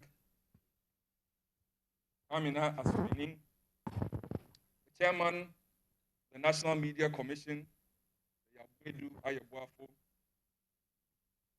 the Board Chairman of the Graphic Communications Group Limited, Professor Kwame Karkari, the President of the Ghana Journalists Association, Rafael Moni, our distinguished participants, ladies and gentlemen, our audience member networks across our digital and media partners. It is my pleasure to welcome you to another important edition for the Graphic Business Stanbic Bank Breakfast Meeting.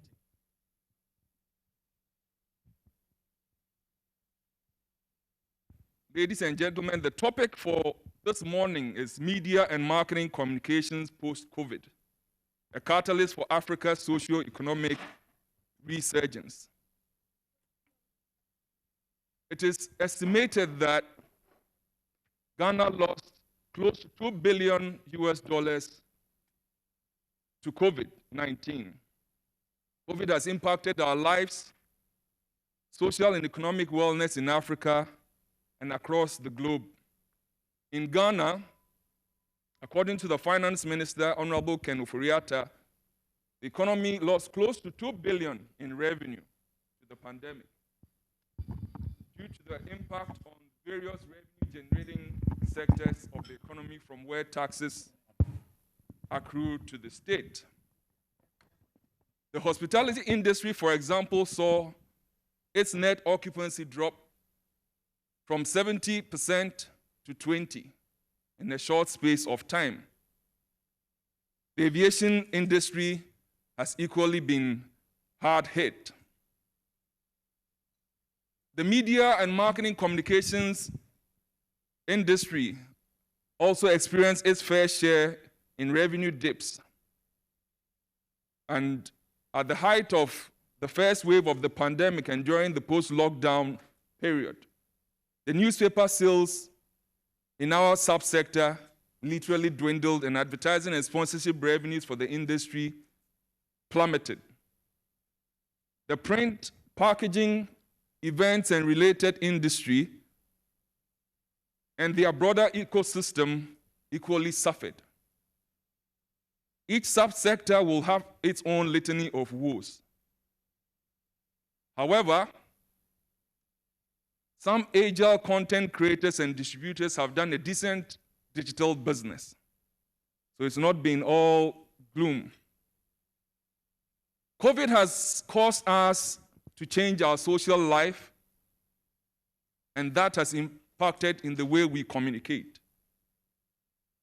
Our face-to-face interactions, which was a part of our cultural setup, has been forced to be mediated by other communication channels, including near-time digital and social media channels. We have witnessed a rapid disruption in an already evolving phenomenon. And I believe that Ghana's case generally reflects the wider African situation. To help situate what the role of the media and marketing communication is and how critically important it is, I'd want to give us an indication of some of the subsectors that this broad umbrella is looking at.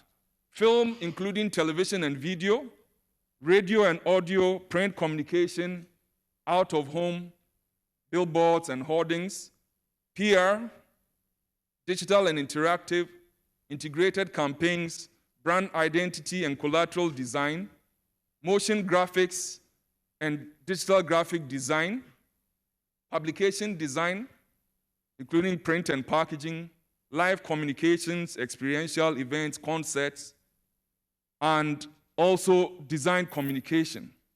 All these subsectors that come under the broader media and marketing comms umbrella have experienced some disruptions. But where do we go from here is the question, and what it is that we can do. We are of the view that the media has a clear responsibility and a mandate to restore the hope and confidence in Africa and her people, while we work to restore our economies to pre-COVID-19 levels and beyond. When you build strong brands and communicate around those strong brands, even in terms of depressed economies, they would come back bigger and stronger. And I believe the experts that we've assembled would speak further to some of these highlights that I am making. Additionally, the media has a duty to help rebuild social cohesion in an African society whose basic culture of looking out for one another through either personal visits or financial assistance has been fractured by COVID-19. The success of this duty will depend on how the media exploits its agenda-setting role. We shouldn't be focusing on what it is that we couldn't do or can't do or what somebody else is not doing, but what is it that is possible and what it is that we can do. And equally important is the role of marketing communications in helping both service and manufacturing companies regain their foothold. As we work ourselves up and develop products and services, we require creative marketing communications that is relevant, engaging, and disruptive enough to attract the attention of our audience member networks and taste segments who are scattered across channels. There is definitely some advantage in the disruptive effect of COVID-19.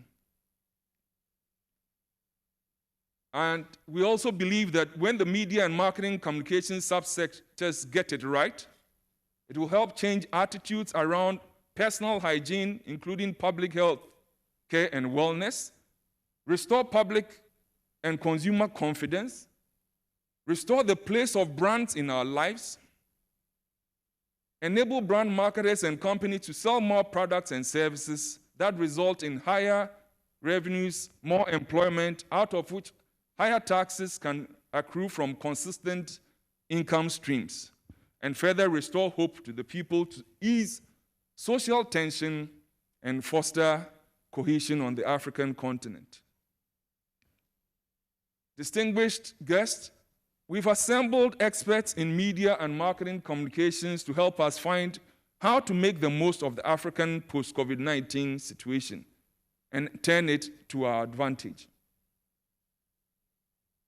What takeouts are we potentially seeking?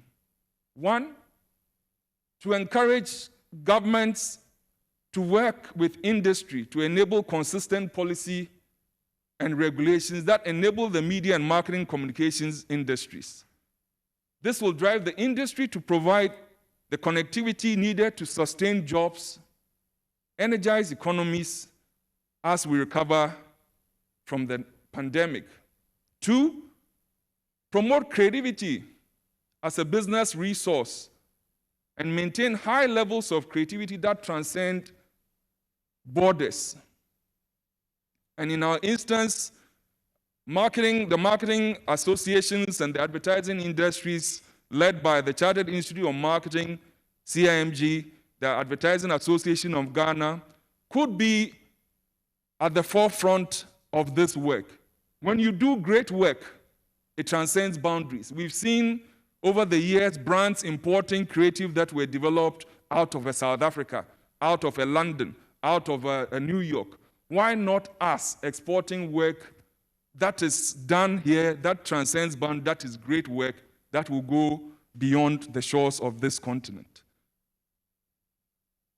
Thirdly, make the media an attractive content partner that promotes hope and opportunity for the Africa Rising ambition that is enabled by the African Continental Free Trade Agreement, AFTA.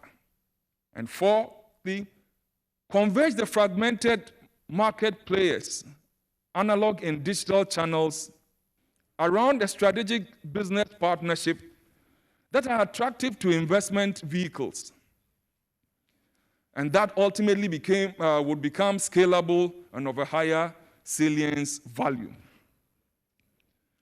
I am confident that you'll find your time with us worthwhile. And once again, on this note, I welcome you all and thank you for taking time to join this program. Thank you. Distinguished ladies and gentlemen, we can do better for the Managing Director of Graphic Communication Group. And he said it all from A to Z when it comes to marketing, communications, and the media. Distinguished ladies and gentlemen, we cannot have this discussion without having the Information Minister also grace this occasion. One of our own, but he's now up there.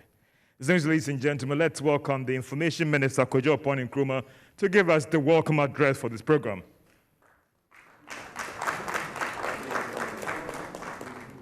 Before that, we'll call upon the Managing Director of Stanbic Bank. Sorry for that. Ladies and gentlemen, let's show some love for the Managing Director of Stanbic Bank to also give his address before we have the Information Minister.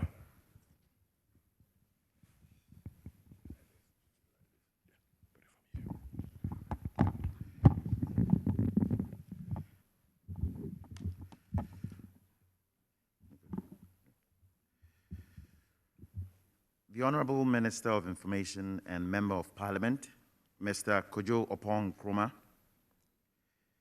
the Managing Director of the Graphic Communications Group, Mr. Atuafo, the Chairman of the Board of the Graphic Communications Group, Professor Kwame Karikari, distinguished panelists, guests both here physically and virtually around the world, the media, invited guests, ladies and gentlemen. The Graphic Business Stanbic Bank Breakfast Meeting has become a platform for critical deliberations on issues that border on national development. In line with our bank's purpose of driving Ghana's growth, we are proud of what this platform has become. Once again, we are here to discuss one of the most important pillars of today's society and how we can harness its power and influence to grow our country and this continent. Today's topic, media and marketing communication post-COVID, a catalyst for Africa's social economic resurgence, brings into sharp perspective the role the media and marketing communication industry could play in Ghana's economic recovery process. Evidently, the COVID-19 crisis has dealt a major blow to the world economy and plunged it into a deep economic crisis. The media and marketing industry has also suffered great disruptions, accelerated by technology and the proliferation of mobile phones. This simple and yet complex tool provides a platform for innovation, and therefore, small agile teams can access computing power and capabilities that were previously the preserve of well-funded industry giants. This has challenged the structure of the industry and society as we know it, prompting players from across the media ecosystems to adapt and to remain relevant. I can understand how these giant media houses feel, as banks are also having their fair share of disruptions caused by fintechs and Momo. The COVID-19 pandemic has demonstrated how the spread of misinformation, amplified on social media and other digital platforms, is proven to be as much of a threat to global public health as the virus itself. However, these same tools are also amplifying the current infodemic that continues to undermine the global response and jeopardize measures to control the pandemic. The media and marketing communication industry, no doubt, is like the oil that lubricates the engine of the economy. This industry is a potent force in social, economic, and political progress, for which reason it is imperative that it presents Ghana as a brand that must be managed for growth and profitability. How will the media and marketing communication industry find novel ways to garner citizens' support to help recover from the brunt of the pandemic? How will the industry ensure that there is no disparity in the information flow process, such that all citizens are well informed to take certain required actions? To what extent should the media channel and divert efforts and attention to the more substantive agenda of helping to rebuild the economy? And then finally, how will the industry continue to lubricate the economy such that it will promote consumption, trade, commerce, and investments? In conclusion, ladies and gentlemen, to the extent that many of us cannot imagine life without the media and marketing communication industry, we must face the fact that the industry cannot be ignored in any national development-oriented discussion. I am confident that the distinguished panel that we have convened this morning will put the issues in perspective and direct our thinking as we deliberate on the issues. Thank you once again for joining us this morning, and enjoy the rest of the program. Thank you very much.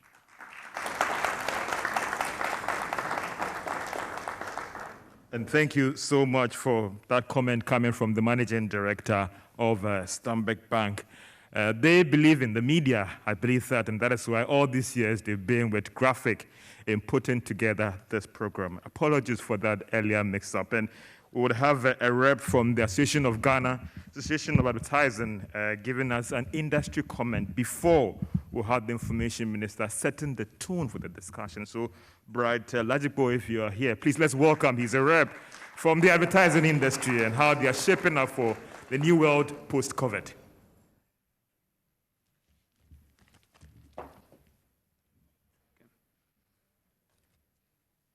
Thank you, George. How's it going? Honorable Minister, Honorable Kojompong Nkrumah, MD, Stanbic Bank, Mr. Sumedin, MD Graphic, my big brother, Mr. Afo, board chairman, my legend, Prof. Karikari, panelist, big brother George Chumesi, Stephen Bodi, distinguished guests, ladies and gentlemen. I am here on behalf of the Advertising Association of Ghana to bring fraternal greetings and very warm regards to all of us, and to make a brief comment as we find very refreshing the theme that portends that media and marketing communications post-COVID actually can be a catalyst for Africa's socio-economic resurgence. We find that very assuring, considering all that our industry has gone through amidst COVID. Just 3 quick points.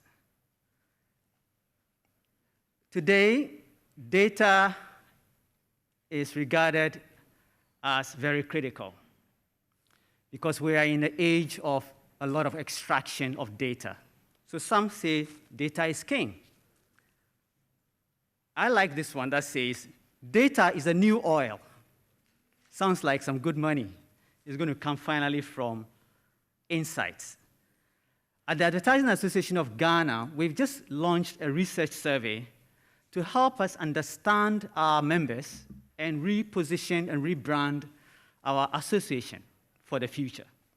So we've started applying ourselves to the rigor that data and analytics brings.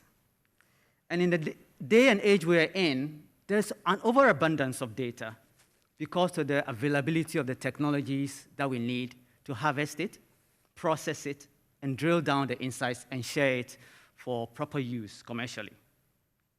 Second point is regulation. And in this case, we believe in self-regulation as a key driver of growth in our industry. I've heard someone say that the most regulated industries are those that make the most money. In this regard, we are pursuing the advertising bill that will come into effect, hopefully very soon, that will sanitize our industry and begin to unleash the potential that has always been in our industry. Finally, best practice. As we look forward to post-COVID, creating an opportunity for our industry too to make its contribution to Africa's growth and development, we believe that best practice and application of same is upon us. And we are fortunate that one of us at the moment is the global president and chairman of the International Advertising Association, Mr. Joel Nete. The International Advertising Association, IAA, positions itself as the global compact for marketing communications. And so Ghana is well positioned, as always, to drive new growth and opportunity for Africa within even the Marcom space. And we're very elated about that. In September, we would host Africa Rising 4, which is our flagship event in the IAA geared towards Africa's growth and development. And we look forward to you joining us for that event in late September. I thank you for your audience, and I look forward to an invigorating panel discussion from our rich and experienced panelists. Thank you for your time. Thank you for coming. Thank you so much, Brad, for that interesting comment there, coming from those who are acting as the vehicle in trying to craft the communication through to the media. Distinguished ladies and gentlemen, this is the Graphic Business Stambek Breakfast Meeting as you look at the media and marketing communications post-COVID, a catalyst for Africa's social economic resurgence. Distinguished ladies and gentlemen, it's now time to invite our guest speaker for this program. Here's the Information Minister, Kojo Nkrumah. Let's welcome him.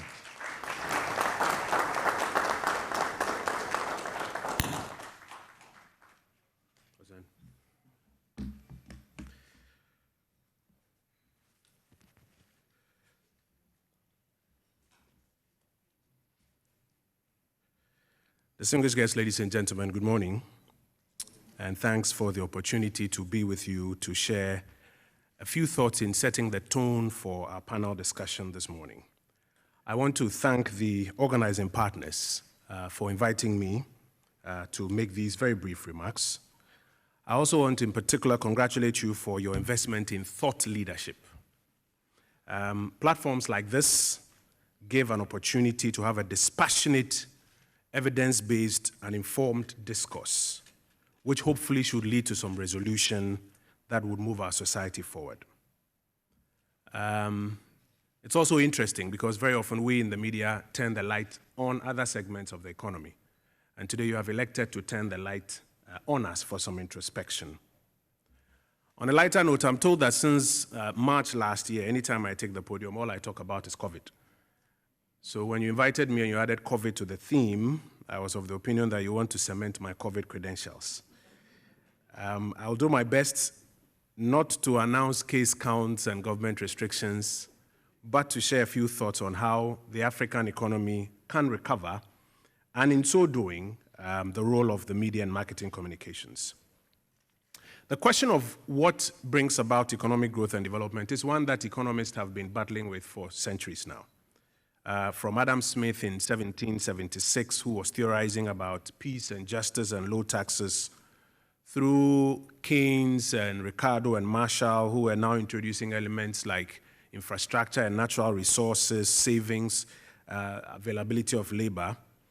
It has been thought that there is a theory and a path which, when employed, economies can grow or recover very quickly and create prosperity for their people. But every now and then we find ourselves asking, if the theory is that simple and easy to replicate, why are there several economies that are not growing as we would imagine or are not recovering as we would imagine? It is, ladies and gentlemen, in my humble view, because the question of generating economic growth is not as simple as is imagined. In recent years, efforts have been made to focus some academic attention on the role of the media and the role of advertising in generating or in affecting economic growth and development. I think one of the first to theorize about this was the Indian economist Amartya Sen. Between 1984 and 1999, a couple of publications that Sen put out in discussion of the paper Prevention of Famine. And then since then, you have seen increasingly a lot of academic research into the real role and the impact that the media and marketing communications can make when it comes to economic growth and development. The World Bank in 2002 published what they call Right to Tell, the role of mass media in economic development.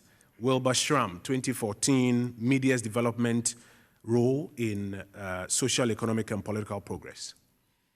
Ladies and gentlemen, in all of these, the literature is rich and clear that without the media and marketing communications adequately playing the role of positive amplification, our full potential in economic growth and development may not be achieved.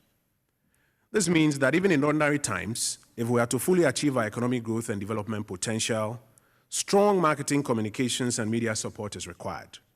And in times like this, after a pandemic, even more. Ladies and gentlemen, if there is ever a time that we need to examine the role of media and marketing communications within the context of what it takes to unleash our full economic potential, that time is now. If there's ever a time to interrogate the true impact of the work of the media and marketing communications in stimulating growth, development, and improvement in the quality of lives, that time is now.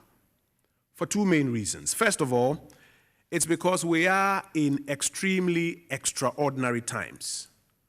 There have only been fewer times in global economic history that we have had such a major economic downturn across the world, including in Africa.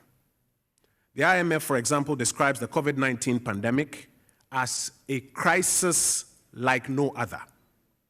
And this is partly because in response to the potentially more devastating health crisis, the measures that governments have had to take have plunged the world into an economic recession, worse than that of the Great Depression of the 1930s. Sub-Saharan African economies contracted by an unprecedented 2.4%. The global economy contracted by about 3.5% in 2020. And with poverty levels already high, especially in sub-Saharan Africa, the need to recover now and quickly is extremely high. Additionally, we are also in times of unprecedented media penetration and media impact all over the world. One thing happens in Kabul, and within seconds, you are seeing it on your television on Sunday morning in Accra. Not only has traditional media percolated all over the continent, but social media is even going faster. Social media penetration is increasingly becoming the source of news to many on our continent. It's now at 45% in North Africa, 41% in Southern Africa, 16% in West Africa in January 2021, according to the media research organization Statista. We are therefore at the intersection of an unprecedented need to engineer an economic recovery across Africa at a time when media penetration is deepest. And we cannot discount the impact that media and marketing communications can have to spur us on or to pull us back in this enterprise. And that's why I think that this conversation at this time is critical. Throughout global economic history, the world has been through some times of crisis and recovery. Recovery, the pace of recovery, and even the extent of recovery is determined by many factors, including the interaction between the efforts of government and media. The Great Depression of the 1930s had significantly negative economic impact in the Americas and in Europe. An estimated 15 million people lost their jobs in America alone. Over 20,000 bankruptcies were recorded, a failure of major banks in Europe and in America. Primarily, governments responded with major economic stimulus programs, such as the industrialization agenda of Europe and what they call the New Deal by Franklin Roosevelt in the USA. There's little literature on the role of media and marketing communications in that specific agenda, but anecdotal evidence suggests that a strong rallying of the nations around the recovery effort to get the business community and the citizenry and the general public to buy into the recovery program and to participate makes an impact in the success story. The Great Recession of 2007 to 2009 was no different, with a contraction of nearly 4% of US GDP in Q4 2008, slowdown of global growth by about 5% in 2007, and losses of about $1.5 trillion, the collapse of banks and credit markets. There was a need for strong multilateral government intervention to engineer recovery. Now, while the media played a critical role in examining the recovery efforts, the propriety of the recovery efforts, it also provided deep enlightenment on the efforts at removing the systemic risks in the financial system. In particular, the literature shows a quick pickup in consumer confidence with firmer confidence in the housing markets by 2009, aided by strong marketing communications on the path to recovery. Even the international debt crisis of 1982 to 1989 was similar. It is argued that the recklessness of creditors, mismanagement of debtors on the global stage culminated in that crisis. It was repeated in Mexico, in Asia, Brazil, Argentina between 1999 and 2002. But in all of this, a clear exercise to carry the people along, supported by a robust media and marketing communications ecosystem, aided the journey. Ladies and gentlemen, the media, through all of these examples that I've given, has played two significant roles. One, influencing, and two, reflecting. And here I want to quote some of the texts that literature provides on exactly what the media has done in these enterprises. I want to quote first from Karma, Asia Pacific 2008. It says, the fact is that the media can create societal and market opinions. The media can influence a financial crisis either by provoking and sustaining a longer economic recovery, because media has a tendency to produce the stories to that effect, or by initiating recovery through the distribution of positive images, thereby stimulating and encouraging government action to solve problems. The media employs output of economic organizations, governments, companies, etc. in their coverage. How we report the aims, the strategies, the evaluation, the outcomes. They can fuel or they can distort the picture of and for the general public. And in return, it can become the new stimulus of how the economic actors, the general public, and even governments further act in this recovery cycle. For any set of interventions to be successful, it has been observed, it must gain the goodwill and the support of the people. And the key value drivers such as business and citizens will only support these recovery policies if they understand it, and understand it especially through credible media. This means policymakers must adopt broad-based, proactive, robust, nuanced, and repetitive marketing communication strategies to get everybody on board these recovery programs. But it also means that media must reflect these realities to the people and complement these efforts by helping the effort to rebuild genuinely, highlighting the shared responsibilities in rebuilding and the common benefits when we successfully rebuild. This is what the history of recoveries tell us, and the theory, I dare say, will not change. The COVID-19 pandemic has no doubt brought twin crises to the world. First, the health crisis, which threatens lives, and second, the economic crisis, which threatens livelihoods. I recall from the very first night when we recorded our cases here in Ghana. Throughout the journey that we have traveled in containing the health crisis, I believe Ghana has done fairly well. But this has been based on two major things. One, the strong health-based interventions anchored on testing, tracing, and treating. And two, the support of media and marketing relations.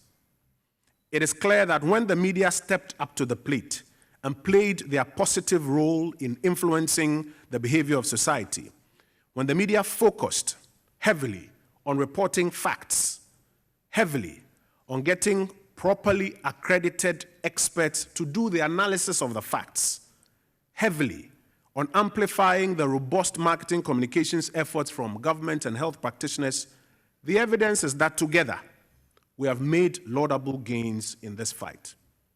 And this is exactly what we'll need in the second crisis, the economic crisis. Like has always been done, governments, like in Ghana and across Africa, will roll out their intervention programs. But once again, we will need strong marketing communications and media complement to succeed. The state efforts include vaccination in the midst of a global vaccine supply chain shortage. It includes opening up the economy as much as possible for resumption of normal economic activity, albeit with the challenges of a good number of people who are not complying with the preventive etiquette. It includes improving domestic resource mobilization to enhance our ability to invest in healthcare infrastructure and economic avenues at a time when people are feeling the economic pinch. It sounds like a contradiction. It also includes investing heavily in initiatives that will yield high, quick growth for the many and not the few. It includes balancing the opportunity to trade across Africa with the need to mitigate the risk of cross-country COVID infections. Ladies and gentlemen, these efforts are not easy, and government will not even pretend that they are easy. In a robust media and democratic culture like ours, you have to convince a citizen who will not protect himself and who could die if you don't vaccinate him, yet who is highly holding you to account to all the laws, that you have to do whatever is necessary to get him vaccines. And you need the help of the media to succeed at that. You have to convince the very person who refuses to wear masks that the economy needs to be reopened so he doesn't go hungry, and that you cannot even lock up everybody who does not wear a mask. And you need the help of the media and marketing communications to succeed at that. You have to convince the 33,000 engineers, lawyers, accountants, and other professionals who are not paying tax, according to the Ghana Revenue Authority, yet are asking for everything to be fixed, that they have to pay their due if we are to rake in the 10% of GDP and lower our borrowing. And you need the help of the marketing communications professionals and the media to succeed at that. You have to convince a Ghanaian businessman who is looking forward to tapping into the Africa continental free trade opportunities that we have to explore Zoom calls and other non-personal trade mechanisms because we just cannot do business as usual. These efforts are not easy. Two things, ladies and gentlemen, that I'd like to draw your attention to that we need to attend to at this time are, one, the need to reverse the tendency for public policymakers to assume that these things are obvious and the media and the public and everybody must know them. It's not true. We must consistently engage in strong marketing communications and get the support of the media to get total understanding of these things. We must also deal with the second issue of the tendency of some of our colleagues in the practice to think that our only job is to be a check on government and to highlight the ills of the private sector. Policymakers must understand that now more than ever, there's a need to communicate, and to communicate if we are to carry everybody along. Our colleagues in the media must also understand that we're in this boat together. And part of our job is to positively influence the society to support the recovery effort. At a time when the media landscape has been significantly negatively impacted and somewhat changed because of COVID, revenues have dwindled and competition has increased with technology disruptions to traditional media. One of the consequences is that public interest media has been one of the biggest victims and needs to be attended to. Attention must be given to support the media recognize and play the very important role that they have to play in the recovery effort. Attention must be given to aid the media understand and convey to the public the peculiar difficulties of today and the genuine efforts that all must make if we are to recover. Attention needs to be given to support the media to adequately balance the obligation of reflecting and positively influencing society. The media throughout economic history has been integral in the recovery process. Isa, for example, writes that the media creates two types of behavior in society: approach and avoidance. Approach behavior is when the media provides positive, explicit judgments about an economic situation or crisis, which may influence people to become more confident and positive about the economy. Such positive news may, for example, encourage the unemployed to seek employment, or businesses to expand their operations, or people to go into entrepreneurship, urge the private sector to take advantage of interventions that drive growth. On the other hand, the media can also engineer avoidance behavior, and that consists of media providing negative, explicit judgment about an economic situation or crisis. Negative, explicit judgments pertaining to high unemployment or the instability of financial markets, for example, may provoke a climate of fear and apprehension, deterring people from seeking employment or investing in financial markets. When we instill fear and negativity as our primary content, the consumer confidence required to aid our collective recovery and the advertising revenues that make us survive as businesses are challenged. Such negative publicity arises partly due to the unhealthy competition between media outlets. To beat the competition, some outlets select stories to play on the emotions of the consuming public, which could potentially interfere with attempts to rally all us up and rise together. It is therefore part of the role of the media to eschew all forms of misleading publications, particularly about the economy and about the private sector, because it deters investors, both foreign and local. It deters the ability of the general public to participate in the economic recovery effort, and it will lead to the dwindling of our industry revenues as well. Now is the good time to show up strong marketing communications, not just by government and policymakers, as I mentioned earlier, but also by the private sector. It's true that in times of economic crisis, one of the first budgets to be cut is the advertising budget. The effect is weakened media that may be prone to undesired journalism. But the literature is true that now is the time for private sector to show up advertising and marketing communication efforts. Because not only would it help the general economic recovery, it will help your business recover faster. As far back as 1927, advertising executive Roland Vail published a report in the Harvard Business Review detailing his study of companies during the 1923 recession. And let me share just a few parts of it with you. They found, for example, that companies who continued to advertise came out 20% ahead of where they were pre-recession, while those who reduced advertising ended up 7% below their pre-recession levels. So to the major brands out there, the theory is counterproductive, that these are the times rather that you should show up your advertising and marketing communications. And I believe that our colleagues in the media will applaud you if you do that for them. McGraw-Hill's study of brands during the US recession of the early 1980s also revealed that out of about 600 businesses analyzed, those who continued to advertise during the 1980 to 82 recession were about 256% ahead of their competition that chose not to advertise. So while we encourage brands to rather step up their advertising spend, we also further encourage the marketing communications industry that now is the time that you have to invest in innovative ways of delivering messages on behalf of your brands, innovative ways of creating value for your brand clients. The same old campaigns and concepts may not cut it. In conclusion, ladies and gentlemen, we are at the most critical time in recent economic history on our continent, a time to rally round the flag and indeed rally round the continent-wide effort to recover. This requires common purpose from policymakers, private sector players, and the media. It is the only way to guarantee our common success. On the part of government, we will continue to provide support for the industry through fair regulation, capacity enhancement programs, and support to the general economy, which will in turn help the media and marketing communications industry. Help us to help you, to help the nation in the end. Thank you for your time.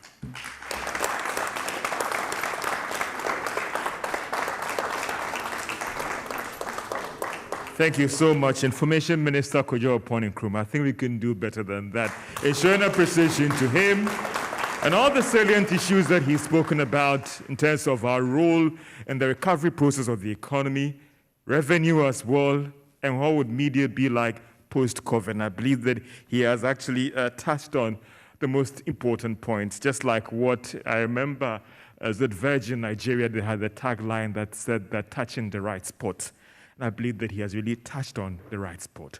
We'll now move into the main discussions. And before I move on to do that, I also like to remind everyone here that this program is live on Joy 99.7 FM, also on JoyNews channel on Multi-TV, and also I see the nation's biggest GTV also here covering this event for us. Distinguished ladies and gentlemen, this program is also live on our various social media handles and also on the Graphic Plus, News Plus, and today's edition of Graphic Understand is on the Graphic News Plus app as well. And this is the graphic business, the Stanbic Bank breakfast meeting as we look at the media's role will be in communications post-COVID-19, a catalyst for Africa's socio-economic resurgence. Distinguished ladies and gentlemen, we now want to move into the main discussion, and I'll be calling on my panelists who will join me up stage here.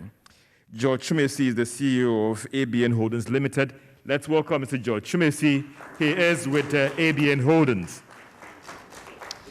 Also, I'd like to call on Stephen Bwedi. He's lead enabler, digital marketing and communications expert. Let's show him some love, please. And I'll save the senior for the last. He is Professor Kwame Kakari, Executive Director of the Media Foundation, West Africa, and board chairman of Graphic Communications Group Limited. Distinguished ladies and gentlemen, it's now time for us to move into our main discussions. And as I have these distinguished personalities here, my name is George Afi. I'll be your moderator for this session as we look at media and marketing communications post-COVID, a catalyst for Africa's socio-economic resurgence. Let me first start with Dean before I move to others outside. So, Prof. Kwame Kakari, I first want to get